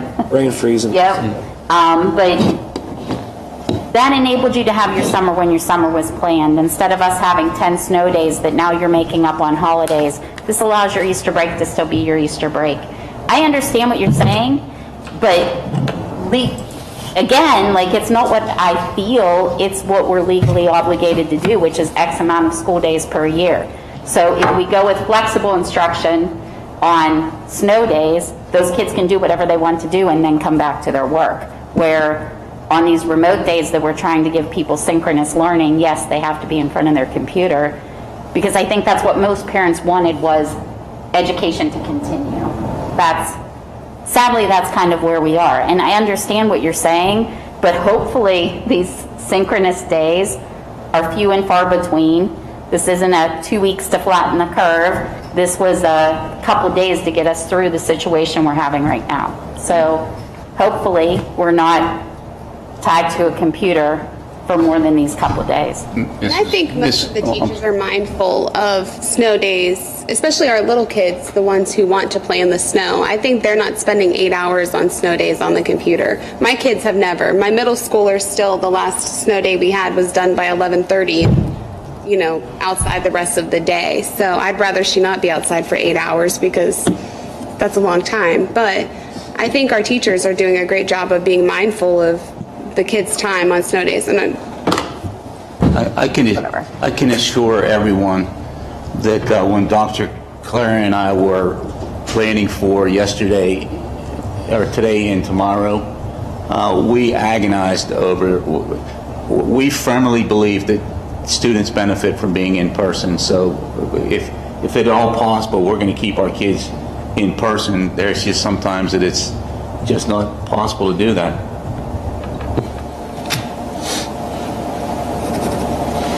Dr. Claire, do you have Mr. Boring? I do, he's ready. Okay. You guys good? Ready to go? Yep. And sorry about the confusion on my end here. I didn't have a link for the regular, but I did have for the executive, so I wasn't sure if I was playing this in the executive session. But anyway, I'll get into it so I can save some time here. I know it's getting late. So I just wanted to touch base on the enrollment numbers. I know I had some questions last week from people, a couple emails, phone calls. Basically what I did Friday was a lot of research, calling other districts, and seeing what the differences were between, because everyone's saying, oh, Mount Pleasant's taller than us, York's taller than us, Derry. So the PI did things differently this year, and one of the big changes to enrollment numbers was a district's tech numbers. In years past, that number never came out of your enrollment. Well, this year, for example, they pull out of your enrollment now your voc tech students and add them to the other side of things, which is the 10% factor. So when doing enrollment, we'll use the boys, for example. We have 30 voc tech students in 10th and 11th grade for males. So you pull those 30 out of your enrollment from your building. So taking those 30 out of our enrollment put us at 203 total boys. You add those 30 with your homeschooled, cyber charter, alternative schooled, magna schooled. So on that side of things, with the 30 VOTEC, we had a couple homeschool, alternative school, and cyber charter, added up to 57 total students. From my side of things, all I submit to the PIA is our enrollment for males and females in 9th, 10th, 11th in our district. So 9th graders that are in our district, 10th graders, and 11th graders. That does not include any of our cyber charter or VOTEC, any of them. They're all in their own separate category, inserted into the PIA's portal that I have up on my screen now. If I can share it with you, I can show you real quick. Dr. Claire, is that possible to share? We can't say anything, we're sorry. Okay, sorry. So yeah, so when we put our enrollment in, we have 203 in terms of male enrollment. Then another 57 total for VOTEC and the extra students. The PIA on their side then creates a 10% factor. So for 57 students, they added 6 more back into our enrollment, which put us at 209 for the boys. When talking with Mount Pleasant, York, and Gary, the biggest difference this year for them was that they have over 60 students, just males, that attend the VOTEC. So that's 30 more students for males that they're pulling out of their enrollment number. So when you add the VOTEC back in, just for simple math here, Gary and us have 233 students for male enrollment from 9th to 11th grade. York has 228, and Mount Pleasant has 244. So we are all in the same size as we have always been, but the biggest thing is the change in the VOTEC way that the PIA is doing it this year, and our small VOTEC number is actually hurting us in terms of our classifications because we can only pull 30 students out of our male enrollment. And then female side of things, we only had 13 total females going to VOTEC between 10th and 11th grade. We do not have freshmen attend VOTEC, so that's a big part of it as well. Any questions on those items? So, Dan, it's Nicole. Yeah. Do you think that's going to change our class and where we? No, so we stayed solid where we were the last 2 years of the cycle. We didn't go up, we just stayed the same. Okay. The biggest complaint was that like Bo Vernon, because they're a big school, they have a big VOTEC number, they dropped into AAA, but they're on the higher end of AAA for football, whereas we're at 209. The ending level for 3A is 180, so we're not even close to that 180 number unless we were to have 30 more VOTEC kids like Derry or York had. Gotcha. Okay. Wow. Okay. All right. Mr. Boring, you had mentioned something about the wrestling. No, we got earlier this week with Dr. Clara. The high school girls wrestling team. Oh yeah, so I sent a document to Dr. Clara earlier in the week. There's a big push to sanction girls wrestling in Pennsylvania. I know on my end of things, we have two females at the high school, 3 at the junior high, and I think we have 4 or 5 coming up from the 6th grade next year. So the document I sent over to him was just nothing to look at in terms of sanctioning girls wrestling at Southmoreland. It would be no cost to the district this time. It would just be more like a club where our booster organization would cover all of their tournaments and match fees and things of that, and they would practice with the high school team. So it would just be more so saying that, hey, we're team number 33 in the state of PA that's going to sponsor girls wrestling, but it's not like it's going to be a cost to the district. It needs 100 teams total to actually be an official PIA sport, and I think right now they just had team 32 just started up today. But like Connellsville has started one, they only have 1 girl, but they started one. Cannon Mac, Kiski, North Allegheny. I know there's a push around this area to start that up, but I know them girls we have coming up, and a credit to the girls that have on our team. They battle with the boys, but it's also an opportunity for them to compete with girls at girls tournaments and in girls matches. So just something I'll share with everybody this week for you to look at and get an idea of what I'm talking about here. But if you have any questions, feel free to email or call me about it. That's fantastic, Dan. That's exciting. I think it's a good opportunity for the girls. I think a couple that are interested in, it's always good to be successful and be able to give the girls an opportunity to be successful at the sport. Coach, also, the opportunity for girls to wrestle at the college level is starting to become popular. A lot of scholarship opportunities for girls right now because the teams are starting and they're looking for athletes to wrestle at that level. So that's a great opportunity for an athlete to have an opportunity to go to school for a possible scholarship that may be an athletic scholarship and an academic, or potentially a full athletic scholarship. So I just think that any chance we get to offer kids a way to get to school and not have that burden is awesome. And as a guy who obviously is involved in wrestling, I'm a big fan of this. So when Dan brought it to me, I thought it was a great idea. Yeah, thank you, Dr. Clare. I agree. Thank you, Mr. Boring. Welcome. Anything else? I have a question. One question. Hold on, Mr. Boring. We would have to hire 2 more coaches and a girls wrestling coach and an assistant girls wrestling coach. Is that correct? We can, as volunteers, we did a couple years ago with middle school boys baseball as a trial run to see how things went. And you don't actually have to create it in terms of until it becomes a sponsored PIA sport. So as at this time, it would just be a club sport on that end, so they'd be volunteers. Is there any other discussion? I just wanted to address the VOTEC issue. I think that's an interesting thing that he brought up, considering we just had CWCTC speak to us at the beginning of this, and our numbers are lower compared to other districts. And I think that, I know when I went to tour it, I was in awe of what is there and what is available to students. And I would encourage any parent to look at their website, to call, ask questions. They are willing to tour with you and your student. Call our guidance counselors. I'm sure they would be willing to help, but it really is so different than what was in my head from when we were in school. It's an incredible place for our students, and it is such a unique opportunity for our kids to go there and earn credentials and just learn so much and be either go to college after that or be career ready and ready to step right into that career. I mean, it's just, I can't say enough about it and how incredible it is. So our students can start in 10th grade? Correct. Do we take our 9th graders there? They are I just, Mr. Novikov just told me that our whole 9th grade is going to be visiting. Okay. Which they haven't done in the past, but they are going to go this year. But we can also, I mean, they are more than willing to come in and talk to our 8th graders. Like I said, with some of the information they gave us at the end about the E-Academy, that is something that some of the 9th graders can do to get ready to go to VOTEC. So I think it's really I think it's so important. I really do. That program that they talked about tonight, that traveling show, that's their effort to get out. And because for years, I told somebody the only way the kids knew about VOTEC was from each other. Yeah. Well, and I mean, it's not something that I as a parent haven't heard a lot about it, so I wasn't educated on it. Now I've seen so much there, and I've only gone to 2 meetings, and it's just, honestly, I just kept walking around like, I can't believe this. I can't believe how amazing this is. It's just, we are really, really lucky. We have a huge one that our students go to. I think it's one of the biggest ones around, and there's 9 other schools that go there. And like I said, I can't encourage you enough to really look into it for your students. Yeah, I personally have been there multiple times, and I want to just reinforce what Mr. Lucia said. I'm pretty sure as I was growing up, it was the old stereotypical VOTEC image. That is not the case now.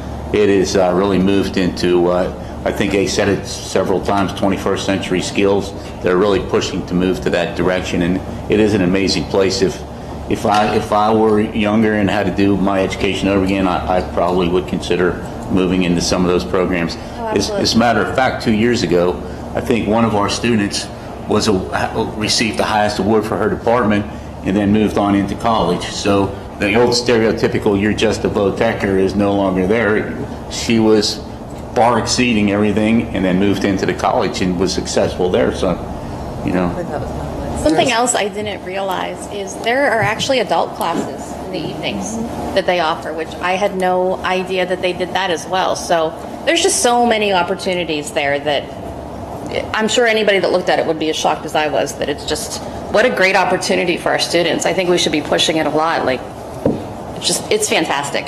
Mr. Lucia is going to send a copy of the presentation, and once that presentation is sent to me, I will have it posted on our webpage also. I was wondering, can we do a robocall tomorrow? A lot of people, some people watch this meeting.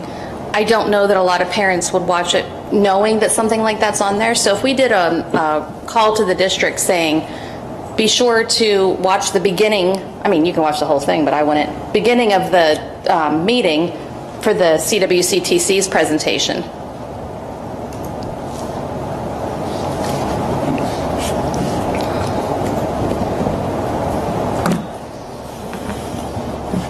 Probably freak them out, they'll think it's weather, but I'll make sure it's clear. They're already home, so we're good. Do you have anything else, Mr. Matt? I do not. Solicitor information? Thank you. I just wanted to very briefly provide an update on the Department of Health, their school mask mandate. And again, I'm going to keep this brief because it's probably common knowledge at this point. During the December 6th reorganization meeting, I had updated this board that the mask mandate had been struck down by the Commonwealth Court and the issue was under appeal in front of the Supreme Court. Since then, the Pennsylvania Supreme Court has issued a decision. It has agreed that the mandate should be struck down, that the acting Secretary of Health lacked the legal authority under the Disease Prevention and Control Law and the Administrative Code to require all students across the state to wear masks. So that does transfer some decision-making authority back to the board. And that is just something I wanted to bring to your attention. And this, of course, is a legal matter that is under a constant state of evolution and flux. So we will continue to monitor Department of Health guidelines, CDC guidelines, and litigation regarding this issue, and we'll update you accordingly if there's a change to the law. And I have nothing further to present. Thank you. Acceptance of posted policies. The board will be asked to approve the policies listed below which have been posted on the district's website for a period of 30 days. They would be the policy 600 finances. Discussion. Okay, acceptance of posted policies. The board will be asked to approve the policies listed below that have been posted on the district's website for a period of 30 days. These policies are the board operation guidelines, policies is the 00s, the 100 policies, the 200 policies, the 300 policies, and the 900 policies. And I want to thank everyone that's been involved in updating those policies. It's been a while since it's been done, but we're making a concerted effort to get those done. Is there any discussion on these? So I do want to remind everyone what I reminded them of a couple, I remember last time we talked about this, is in there are a couple policies that address the admittance age of kindergartners. It used to be you have to be 5 by September 1st. Under the recommendation from Mr. Masha and kindergarten teachers and Dr. Clara, we are moving it potentially to you have to be 5 by June 1st. That would not be for this year. I don't recommend doing that. I don't think that's fair to parents. I would say that it would either be next year or the next school year.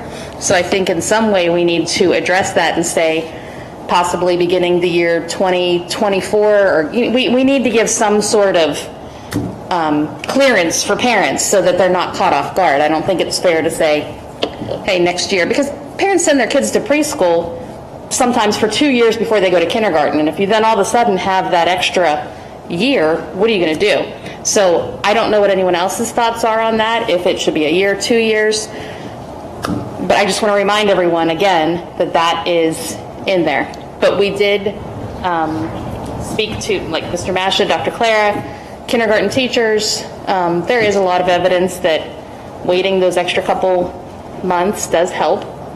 So it says beginning the 2023 school year, so that wouldn't be, next year would be 22-23, so that would be then the following is what it's written as. So that is definitely something that I still think if anyone has a change to that, you need to discuss it.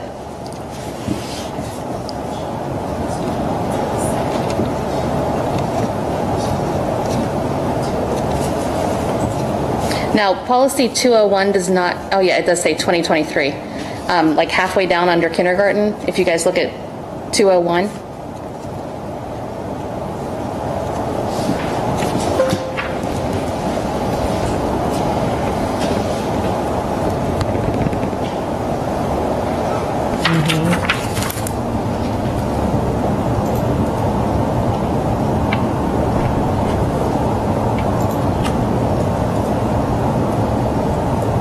I mean, that's all I have to say, unless somebody has something else. Like I said, I just want to remind everyone that that is part of that. The only other thing that I think was more than just us basically updating PSBA is normally parents receive a letter from the school district after 8 days saying, your kids missed 8 days of school, we're going to send you to the magistrate, which is, in my opinion, crazy.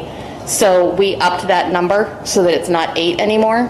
It's, to be quite honest, I think it's 10, but it might be 12. I can't, Mr. Masher, do you remember what it is? I thought it was 10, but Okay. So that's another thing that we did make different than it used to be, because it was 8. And as a reminder, I mean, these are all policies that everyone is going to need to look at. And when I say everyone, administration, teachers, it's stuff that everyone needs to be aware of. Mrs. Mondock, obviously, we did not do the 600s on our own. Mrs. Mondock was there for every single one saying, this is what it should be, this is what I advise. Anything that had to do with nursing, Mr. Masher would always ask Mrs. Palagas or whatever nurse he asked, what is your recommendation? What do we usually do? There were several that involved Mr. Kiefer. So we had him as part of the meetings whenever we were updating those policies. So we tried really hard to include anyone who would have the most knowledge about the policy, because as a group of board members, we don't necessarily have the most knowledge about them. Is everything okay? Is there any other discussion?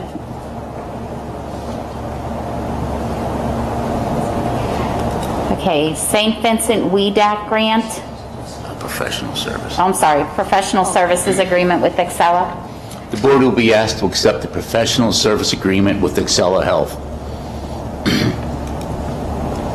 Discussion.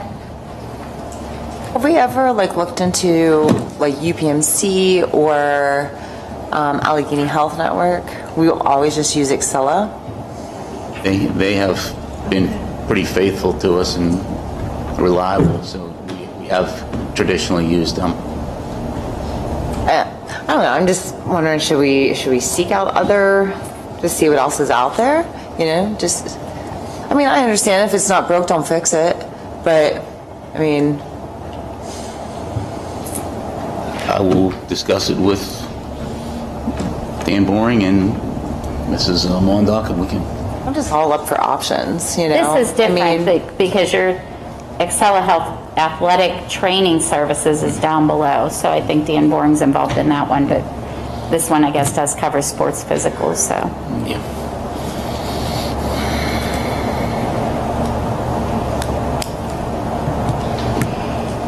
Is there any other discussion about this one? Okay, St. Vincent WEDAC grant. The board will be asked to pay $1,020 to the Westmoreland Drug and Alcohol Commission for prevention project services. And to be totally honest and candid, this was presented several months back. It was not approved. Donna Keene from St. Vincent's Prevention telephoned me and asked if I would please consider putting it back on the board for consideration. She sent me a lot of additional information that I have attached to this. She also volunteered that if you would like, she would be present, or at least Zoom, if you had any questions concerning the degree and extent of services. Is this just like the be kind, don't do drugs? Real successful. I think it was be kind. So the issue with this at the last meeting is we pay for some of those services. This is different, and our issue was they're asking us to make a donation in that amount. that's where the hang up is. Because they offer us so many things, and that is 100% true. I mean, they give us a lot of services, some of which we pay for. Yes. And then this is different. This is asking us to make a donation for this, for the services that they give us. It is confusing, and maybe it would be good for her to speak to us. Because I know that was a hang up, and you know, what month was that we did this? Yeah, it was. Yeah, so it was before you guys were on, and I think we had the same hang up last year, because we're saying, you know, for $1,100, that funds stuff that we have, and if we're choosing to make a donation, that's different than, I mean, honestly, I'd rather them just add it to our bill than us saying, here's a donation, because the school district doesn't donate money to things that I know of. Is that common for us to make donations? No. So, I mean, honestly, in my opinion, I'm like, that's a auditing issue. I mean, schools, we really shouldn't be making donations to places. To me, it was just, I just don't understand it. They are wonderful. They are. And I do wish that they would just add it to our bill. And I can have that conversation with. Yeah, I mean, Mrs. Keene. It just doesn't make sense. It's in the presentation. It really is. Do they have, is there any kind of like statistics on how well these programs have been in effect? I'm sure she can provide information. I'd like to have that. I think that would be a good idea. I don't know if it's like towards our district specifically, but I mean,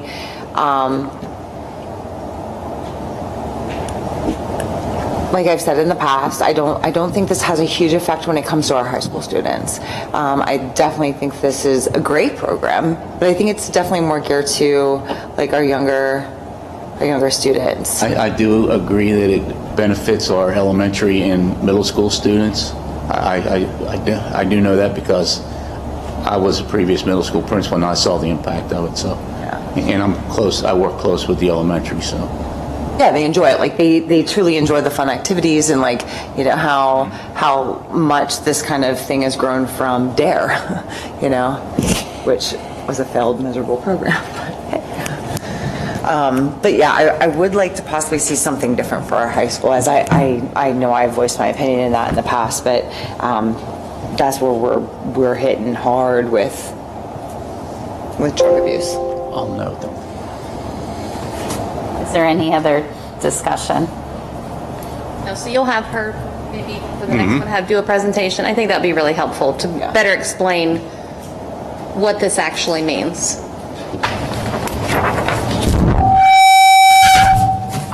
Sorry about that. She's waking us all up. Pardon? She's waking us up.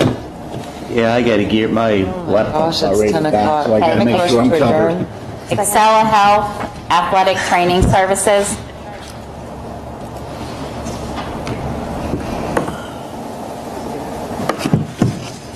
The board will be asked to approve the Excella renewal letter.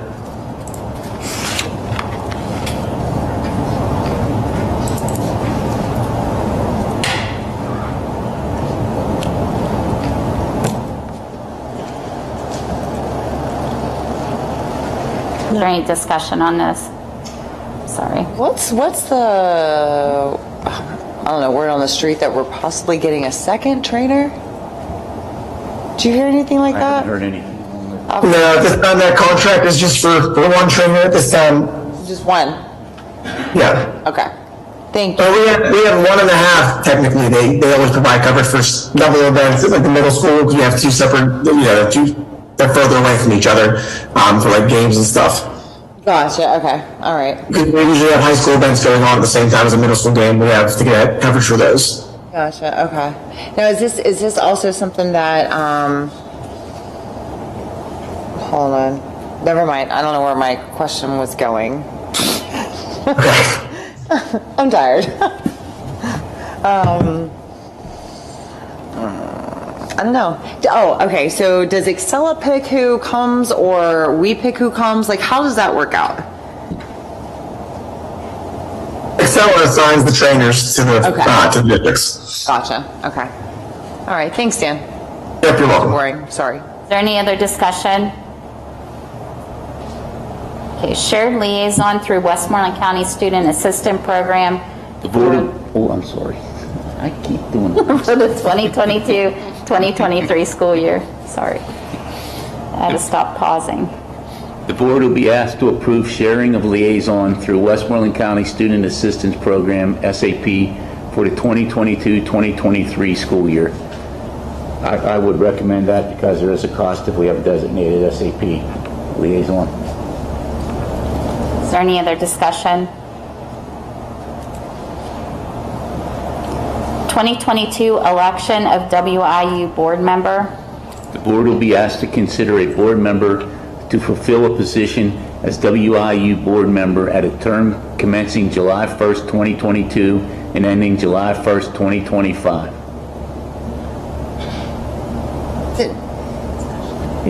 Currently right now. I think Dr. Fike's in there right now, and I believe that she enjoys it, so she had to leave, but I think we can ask her, and I'm assuming that she would be happy to continue with that. Any other discussion? Okay, approve Dr. Sam Wagner, Kreisinger's Dental for dental exams at a fee of $10 per child. The board will be asked to approve Dr. Sam Wagner, Kreisinger's Dental, to provide dental exams at a fee of $10 per student. Any discussion? Okay, WCP SHC Third Amendment to Trust document. The board will be asked to approve the signing of the Third Amendment to Trust Agreement for Westmoreland County Public School Healthcare Consortium. And Mr. Delacour, you were going to try to put that in possibly a little user-friendly terms. Right, I'll try to sort through the legalese and try to concisely state what this is about. So as you're aware, the school district does participate in the Westmoreland County Public School Healthcare Consortium, and they are subject to a trust agreement that goes back to 2009. And this agreement is very infrequently updated, but the Board of Trustees for the consortium has proposed a change to the agreement. It's going to be the addition of a single paragraph. It's going to be a pay by exception paragraph. And what that means is there are certain policy changes for employees that result in a reduction of coverage or what were sometimes perceived as medically necessary expenditures are no longer seen as medically necessary. So due to those coverage reductions, certain health care that the employee would have been entitled to last year, they might not be entitled to under their current policy. So what this does is it allows a payment of a claim by exception so that an individual can continue to receive continuing medical care. So just because there's a reduction in coverage doesn't mean the person will no longer have their claim denied. So that is essentially what this amendment addresses. And it's simply expanding the authority of the trustees to allow these payments to certain claims by exceptions, and only if there's already existing medical care. It's a continuation of that care. Any other discussion? So we really don't have a choice in this. This is just what it is. True. Just making sure. And there was some discussion about whether or not this was really even necessarily a board matter. And it was decided, simply so that there is a paper trail in place about the language change. Okay. It would be appropriate to have a board vote, though it's not So technically necessary. even if we vote no, it's still there. Yeah, the amendment's going through. Okay, great. But this creates a paper trail and makes public knowledge part of the public Thank you. discourse. Any other discussion? Okay, approve RFP award to Baynon Sports Services. Is that how you say that? The board will be asked to approve the RFP award to Bain Sports Services for the cleaning of oh, Jesus. Just went out, yeah, I just went out. The board will be asked to approve the RFP award to Bain Sports Services for the cleaning of existing polyurethane track surface, all necessary repairs to existing track surface, and installation of BSS-100RE. I feel like I'm having an eye exam. No kidding. I mean, holy smokes. Well, I tried to make it bigger, but it went away. Track surface resurfacing system at a rate of $121,980 to be done June 22nd and billed in this fiscal year, and install BSS-200RE resurfacing track sealant in the amount of $41,900 July 2022 and billed in next fiscal year. Mr. Borden checked references with the following PA schools who use Bain services: Neshonoc Township School District, Avon Grove School District, and Sayre Area School District. And what I can tell you is we had two people who responded to our RFP. One was AT&T Sports, the other one was Bayon, and they were awarded. However, they did send the contract over to me, which I in turn forwarded it to Mr. Delacour's office, and I can tell you he is working back and forth with them to get the contract language to our liking. One of the things, we only had $130,000 budgeted for this project this year. That's why I had to split it up into two separate components from one fiscal year to the next, so that we could budget an additional amount for next year for the spraying surfaces to make sure that that's taken care of. Okay, so I know we wanted to, and Mr. Mooring, please correct me if I'm wrong, didn't we want to also incorporate the electronic? And actually I talked to, right, and that's something different. That isn't inclusive in this. I did talk to Mr. Boring about that briefly today, as a matter of fact. And I said, since we had the $130,000 budgeted and we're spending the $121,980, we do have some funds available to possibly get that electricity put in, but we'll have to work on getting that and get some bids for that as well, to get somebody to give us some prices to do that work. Yeah, so we would run the electrical first before they come in and do the new track. That way you're not seeing any cuts or anything in the new track. It would look nice and clean. So that would happen before the new track is installed. Okay. I just want to make sure, like, before we do vote, if we can have at least something as far as, like, maybe the company that we're looking into to possibly do this, you know? Okay. All right, I will talk with Mr. Basham, see what I know he did have someone come and give him some original prices and kind of a scope of a work. Right. So I'll contact him on that, get that information. Okay. All right. And then also the other thing I was wondering, the cleaning of the existing polyurethane track surface. Is that so we can also have track and field this season? Yeah, they're going to take place and do this after this upcoming track season, so it'll start in June. They have to, I think, clean it before they can resurface. Yeah. So that's what that is. It's cleaning the existing track and making repairs so that they can install over. I thought we were ripping it up. We're resurfacing. Okay, we're resurfacing. Because we were still able to resurface that. It wasn't, that one we were able to resurface. It was the tennis court. Okay. I was, all over, huh? Yeah. We have a lot of stuff. Okay. All right, thank you. Is there any other discussion about this? Okay, approve First National Bank credit card. The board will be asked to approve acquiring a credit card from First National Bank to replace the American Express card. American Express isn't accepted for some of the purchases that routinely makes. District, as a practice, pays off its credit card charges in full each month. Therefore, we do not incur any interest charges. And Mrs. Mollendock, I don't know if you want to elaborate on anything? I do. The main reason why I looked at this is because we currently have American Express, and when we have to ascertain an emergency certification for a teacher, they don't accept American Express. So what happens in that case is we have to get money out of petty cash. We've got to send the secretary over to get a money order, and then we've got to send it in. This way, if we do this and switch it to First National Bank, it is a Visa card, which is accepted. We don't have to get the money out of petty cash. We don't have to send a secretary. We can do it right from the convenience of their desk. So that's why I opted to do that. Part of that culture change we're talking about. Yes, culture. We're doing it. We're doing it. We're working on it. Yes, I like that.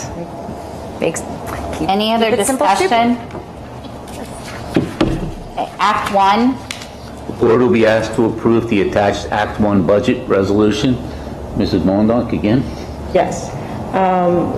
Obviously, it is that time of year again.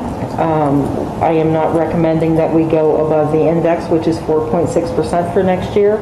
So therefore, we needed to put in place the Act 1 resolution, which I will ask you to vote on next week. And then we'll send it over to the state so that they know that our intent is not to go above the index as far as our tax levy is concerned. Is there any discussion?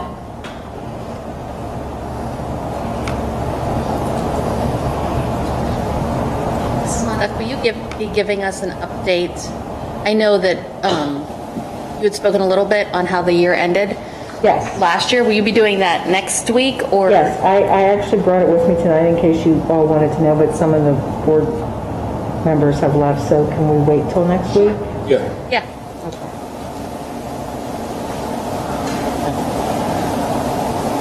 Approves Bus Boss as the hosted transportation routing system. The board will be asked to approve the Bus Boss as the hosted transportation routing and management software. Mrs. Mollendock? Yes. As you can tell, I've been a little busy. Okay, so obviously we had some issues this past year with our routing system because we currently have one person doing it. She is responsible for doing the entire routing in an Excel spreadsheet, which is a beast to manage, to put it very mildly. So what we did, we had asked if I could go on and look at some companies. You folks had given us the okay in which to do so. Mrs. Geyer and myself had, Laura Geyer, not Stephanie, had presentations from TransFinder, BusBus, and EduLog. We opted to go with BusBus for the following reasons. First of all, it is a Pennsylvania-owned company.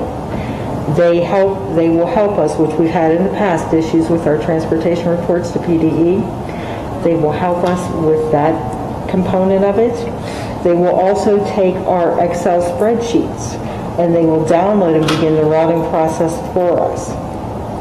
So that will be very instrumental in helping us, I believe, to get us moving along. Each day, instead of Mrs. Geyer having to wait for the new student information to be passed either via email, via phone call, what have you, instead of her having to wait and then human error, someone getting interrupted, she will actually, as soon as that new student information is put into CSIU, each night there will be a download into BusBoss, and that information will automatically be there. So we're kind of taking some of the human components out of it, kind of automates the system. In talking with BusBoss, the cost is $12,870 for this year to get it up and running. And then after that, the second year, the cost will be $4,920 to continue on with it. And you will see in the next board, in the next motion that I'm going to have you vote on next week, is a budgetary transfer so that we can cover the cost for that. Because, you know, obviously if I'm going to ask you to do something, then I've got to find the money in which for us to do it, and I don't want to go over budget in which to do that. So that was what I was able to do. Are there any questions? This is something that we're doing. This will help kind of. I don't know how to explain it. Like, I mean, this will maybe stop having so many buses going past each other. This will automate systems. One of the things that they do is, what is it called? They do optimal route optimization. They have an actual route optimization plan. I can tell you that, if used properly, typically what will happen in the past, because my understanding is we have a lot of the same routes that existed for 20-some years. Obviously, we don't have the same student base that we had 20-some years ago. So if we can possibly optimize our routes, maybe then we can help reduce some of our transportation costs year to year. That's one of the things that I'm hoping to have happen. It is cloud hosted. For example, this will give us, for example, if you have a bus driver that is a substitute that day, you're going to say, how does this guy know what to do? How does this woman know who to pick up? With BusBoss, it will actually give you a routing sheet with turn-by-turn directions and your stops. So you also have a roster right on there, which helps us if, God forbid, we need to do contact tracing or something of that nature. So there are a lot of things that they've taken into account. They also utilize some of the local knowledge that Mrs. Geyer has. I mean, she can tell me which roads, because whenever I toured the district with her, she can tell me which roads, okay, you can't have a bus turn right here because it's a blind spot and this, that, and the other. You can put all that information into the system as well.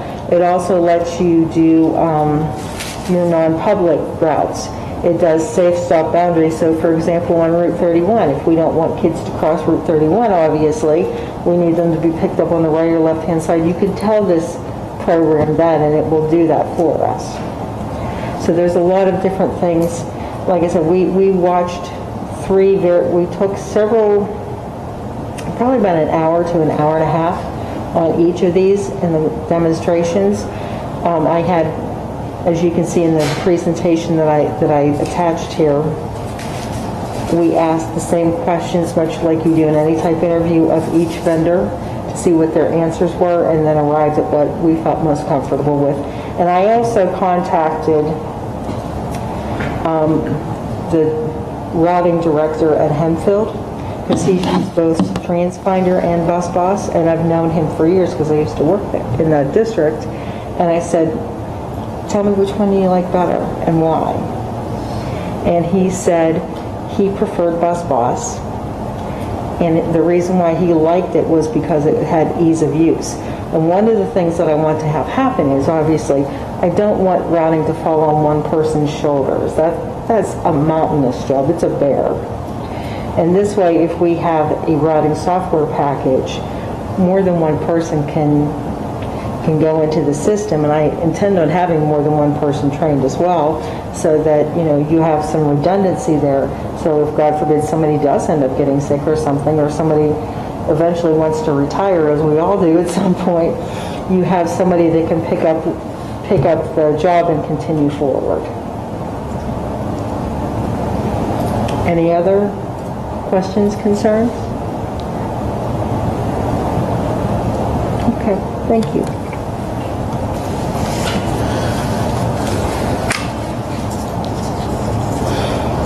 Approve budgetary transfer to fund bus routing program. The board will be asked to approve the attached budgetary transfer to fund the implementation of the bus routing program. Okay, so we're taking money from the sidewalks. Yes, because I had spoken with Mr. Basham to see if he had the sidewalk project slated up and running and moving for this year, and he assured me that he did not. So therefore... Okay, so we're going to stop right here. Amen. I don't have a problem with this, but accountability. And we're going to start with these damn sidewalks, and excuse my language, I am sorry. But what is happening? We have approved so many projects and sat here for hours and hours and hours approving them, and nothing moves forward. So tomorrow, I'd like Mr. Masha to call me and tell me why We are not any further along on any of these projects unless you have taken the initiative to move this forward. This has been discussed. This has been discussed on many different levels. This has been, and you can't tell me there aren't contractors out there willing to come and drill a hole into the concrete and put the foam in there to raise the pad up. I don't understand. Because if it's a matter of getting somebody in here to give us an estimate, I will start calling myself. And we voted to use this money. Yes, we did. We've discussed it. It's been a year now. We've sat in a meeting and found out that none of this stuff moved forward over the summer. And here we are still not moving forward with any of this. And I realize nobody can come and do these sidewalks right now, but what is happening here? Well, it has to eventually get on a schedule. If it does. They're a year behind, great, then get us on the list. We don't even have a price. Right. So let's go. We don't even have a company list of who we can go to. Yeah. I'm just irritated because we sit here, it is 10:30. So we'll sit here and we'll discuss this again, and nobody does what they need to do to get us moving forward. I'm just irritated.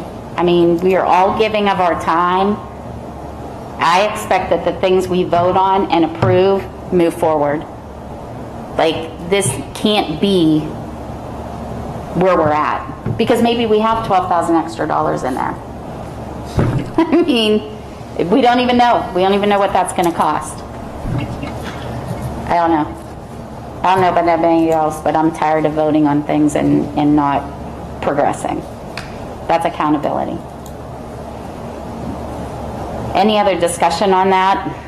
Safety hazard as well. Yes. It just keeps getting worse with time. Yep, it does.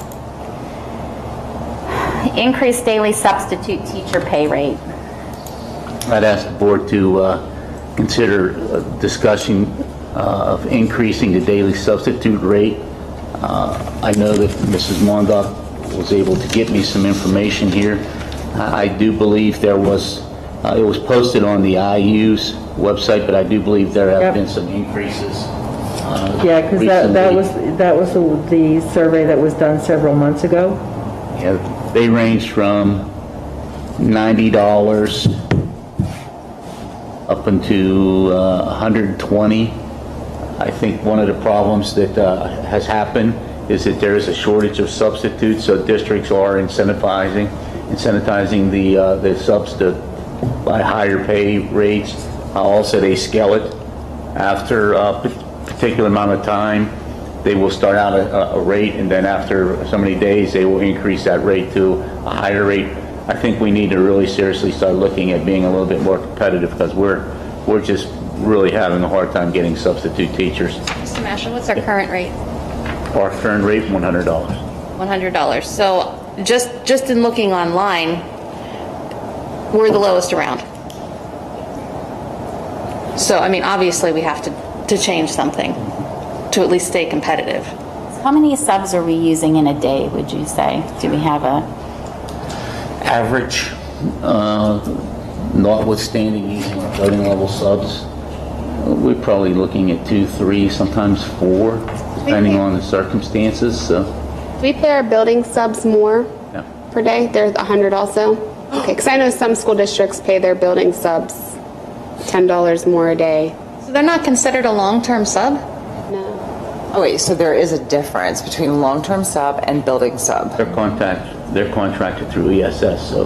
The building sub just shows up every day and goes wherever. You are there regardless for whatever position is not filled by a day-to-day sub. Okay. So other districts, not Pleasant, has paid, it's like $10 more usually, just for the building sub, I guess, to attract you to stay in one place every single day. Well, which would help us too, because we've had some leave. So I think that whatever we decide on for the daily sub, the building sub should definitely get $10 more, if that's what it usually is. Our long-term subs, is that per union contract? Now, when you say long-term, are you talking about ones that are filling positions for the remainder of the school year? A specific position. Yeah, a long-term Yeah, sub. yes. So that's per union contract, so we can't do anything with that. Okay, so then, yeah, I would definitely say that, does Mrs. Mondak have a suggestion? For a substitute teacher rate? I mean, you're probably like, we're adding more and more to the budget, which is the problem. Never mind, the sidewalks are never getting fixed. If I might add, in speaking to Mr. Height, keep in mind that when we do up the daily rate, that does increase the overall administrative charge also. Right. So when you do increase that rate, there's going to be a concurrent Added cost that gets paid to ESS. Someone said earlier what Mount Pleasant's was. 110, and Connellsville is 120? 125, I think, pretty much Uniontown's across. 128 or something? Is that right? I think 125 is pretty standard across Fayette County from what I know. Okay. Well, then I would say that we go to what Mount Pleasant is, if not, and then allow our building subs to be $10 more. 110 for the regular subs. Unless Then the board 120. thinks we should go more than that. I think at the very least, we need to be competitive with at least our surrounding. Right. Does anyone know, I mean, I looked online, it looks like York is 115, but I'm not 100% positive. That's what it's, I think that's what it says. I don't think ESS is York, so I don't know what they do. Okay. Yeah. I mean, I'll be honest, I believe that we need to be paying our substitute teachers who, definitely are trying to get their bachelor's, to get into education. I think we need to pay them more than we're paying our custodians. I don't know. You know what I mean? I think we need to have a competitive rate there. I don't think we should be paying because here we are, we're putting them in front of children. You know what I mean? Like, I don't know. Is that taboo to say that? Like, it seemed like it got quiet after I said that. I'm thinking. I'm Okay. thinking of prices in I'm my. like, What was the janitor rate? 15 something? That turns out to be 15.39, like so- 115, 42, 43. So I say we go to 117 a day. So what does that fee add on to where we are? So I just want to point out that there's heart palpitations going on about the cyber charter school business. Like, those numbers, although they're a little less, that's only for 3 months. I think we're going to be. So I just want to point out that there are concerns in the budget that we have not accounted for. So I think we need to be cognizant of it needs to be higher, but I think we also need to be cognizant of the budget. So another thing that I think that will help with this is we have decided, and we decided this a while ago and haven't gotten to it yet, to use ESSER's money for 2 years worth of salaries for approximately 10 to 12 people. We're already half a year through that. So we have half a year's worth of salaries for 10 to 12 people in ESSER's money that we need So are we to temporarily, account for. are we only temporarily raising? If that's what we need to do right now, because we're in this crisis right now, use ESSER's money, yes, that's what I would say. I think the other thing that we need to do is use our website to facilitate emergency certifying community members Get that info out there. to teach. Yeah. Because we might have somebody who is, has their bachelor's that could come in here and be teaching a class. But they don't even realize that they can do that. So Great job for moms, that maybe stay-at-home moms with. College students that are strictly online that have a certain number of Have so credits many and sub credits during can the do it day and now. kind of do some work at night. yes, I think that's important that we get that out there as well. So I would say ESSER's money. Can we temporarily raise it? That's what I'm saying, like Yeah, for just- the rest, just, like we're temporarily. But how do you go back after you've raised it, though? That's the That's the problem. question. You're right. And you, I mean, I don't even know how you would state it. if you give it a date or a Because certain... We do the same the thing. thing is too, Temporarily. Okay, can you do a do I- COVID incentive? That's what I get. So can you So do a base rate COVID incentive? plus a COVID incentive Base on rate top? plus a COVID incentive. And your COVID incentive is through X day. well, the only thing that I will caution is you also don't want to get us into a sub-bidding war, so to speak. Because if we raise it, you understand where I'm coming from. Yes, do we need to raise it? Probably so. I'm not going to say that we don't. But my main concern is you don't want to get us into a war, a sub-bidding war, and you see what I'm saying? But isn't that what it already is? No, I get it, but I think that's what it already that's is. the nature of the beast. I mean, that's the market, right? I mean, you got to pay or we're not going to have any. So you either pick, we're going to pay or we're not going to have any. I think it's difficult when places like you can go and work at Target for $15 an hour and not have to deal with middle schoolers or elementary. And you know that you're going to work. And you're going to have Yeah, that's true. Where, when, Yeah. Yeah, you typically get a schedule. So what are we thinking? We're at 100, Mount Pleasant's at 110. I would say 115. I think that's appropriate. If there is a way that we can say this will be through our temporary teachers, just like we're doing it the rest of this school year and next school year, whether we have to say this is a COVID-related increase, whatever we need to do. But I also think that our building subs who dedicate themselves to coming here every single day don't get rewarded enough. I think that's where we add the bump. I think that's where we add the incentive, not... So do you make that 125? Yes. We're giving them zero incentive to say. But I think it's 115 flat rate. Building subs after they're here for, they've subbed for 30 days, it's 125. So you incentivize them to come here. And it can be anybody. It doesn't necessarily, Because we're short building subs too. Well, and they're leaving because they can go places. Yes, I understand. They're getting permanent jobs too. Correct. But I don't see this being an issue that's going to get better in the next school year. This is going to be No, we're forever. talking 5 to 10 years. So, right. Yes, easily. So this is going to have to happen. We have the ESSER's money right now. I also think one of our main concerns is we got to get away from this cyber charter school stuff. What are we doing wrong that is keeping these kids in cyber charter school? That's a big discussion. Making them come? I think we're making bad decisions. I think there's still families that have, concerns about COVID and immunocompromised family members. I think there's a myriad of concerns. I think that unfortunately, when schools shut down, people were exposed to different options. Some chose to continue with those options, some came back, some decided we're going to homeschool, some literally moved. So, I mean... They went to non-pubs there. Yeah, there is, Did open a lot. A lot of private schools really increased their,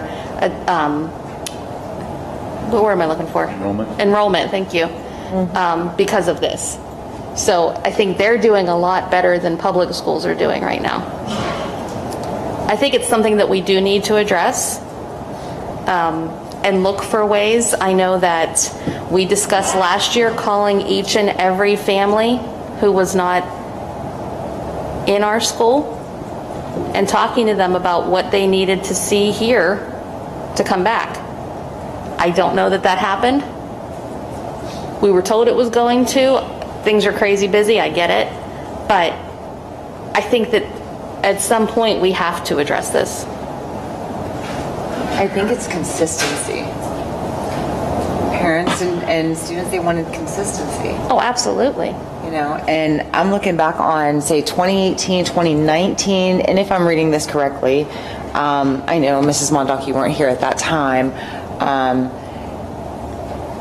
total yearly, that was paid out to Cyber Charter was, and this is in 2019, was $661,000. We're paying that in 3 months. 3 months we're paying that, and then $661,000 was paid in 2019. That's where our money's going. That's crazy. That blows my mind. Okay, so we're 115 and building subs 125. I think that's fair. Because that'll be what's on the, and we're gonna have you look at that still and tell us exactly what that's. We're going to pay cost building subs 125 from day one. after 30 days. Okay. Yep. I'm on board with that. And Richard, take that word back. No, I did not call him. Okay. I was. No, what I'm saying is if they have already been here for 30 They've days, already they been need to here for start at 30 that. days, they would We're not going to start say at day one starts the day we vote on that's this. fine. Right. That's Correct, fine. okay. And I mean, calling them building subs is one thing, but even if you have a day-to-day sub that's been here 30 days, they're going to get 125, right? We're going to track every sub. No, it would just be our building subs. I think just Okay. the building. Our building sub shows up every day and is just told where to go. Okay. So I think So that's don't we want to different. incentivize the day-to-day subs to get the 30 days too, to get the 125? No, I don't think we can afford to do that. The other thing is that I know that we, as a board in executive session, have talked about this, but I think that there are people asking, when are we going to hire these 10 to 12 employees that we're supposed to be hiring? So, Mr. Master, do you want to update the public on that? Yeah, Dr. Claire and I, we requested additional information from the candidates that we were looking at. That was all sent. He and I have separated them into the elementary and the secondary, and we will be starting that probably next week. These are like our interventionists? Yes. Okay. And we also are moving on our counselors. And the counselors, okay. Do you have building subs at which buildings right now? I know if we're about to, the middle school has lost one. SES doesn't have one. Does the primary center have one? They do, and I think the high school has one. Yep, just one. And how many are you looking at per building? For what? For the building subs? Just one, I Just think, one? right? It would be nice if you had two, because we found out that they got sick also, so. Right. I think this is the second round of asking for the elementary. I mean, they had one, and then and then they had another one. And so I think they've been asking several times and haven't gotten any takers. I get them now that there's a little more money and. Yeah, I think it's still a great idea to publish about how to go about even contacting ESS to apply if you just have your bachelor's degree or whatever the new requirements are that you had sent us, Mr. Masha, for Get those posted on the. having completed so many credits, and then how to contact ESS to apply. Sign up. So we can have a pizza party with computers, and here's how you do it. Please be our And subs. ESS does walk you through the application process nicely, and there is an 8-hour training that they provide people that don't have a teaching certificate on how to manage a classroom, how to handle the issues that you will face in a classroom. So they don't just throw you into a pack of wolves and expect you to know how to be a teacher. So the training is a little beneficial, but. Is there any other discussion on that? Do we have any citizens' comments? I have nothing. And you don't have anything, Dr. Clara? I do not. Motion to adjourn. I need a motion Second. to adjourn. All those in favor? Aye. Aye. All right. Sayonara, sweetheart. We have to leave for Erie at 6, and we have to get up at like 6 in the morning for Grace's gymnastics. Did you ever watch the, Hey, guys,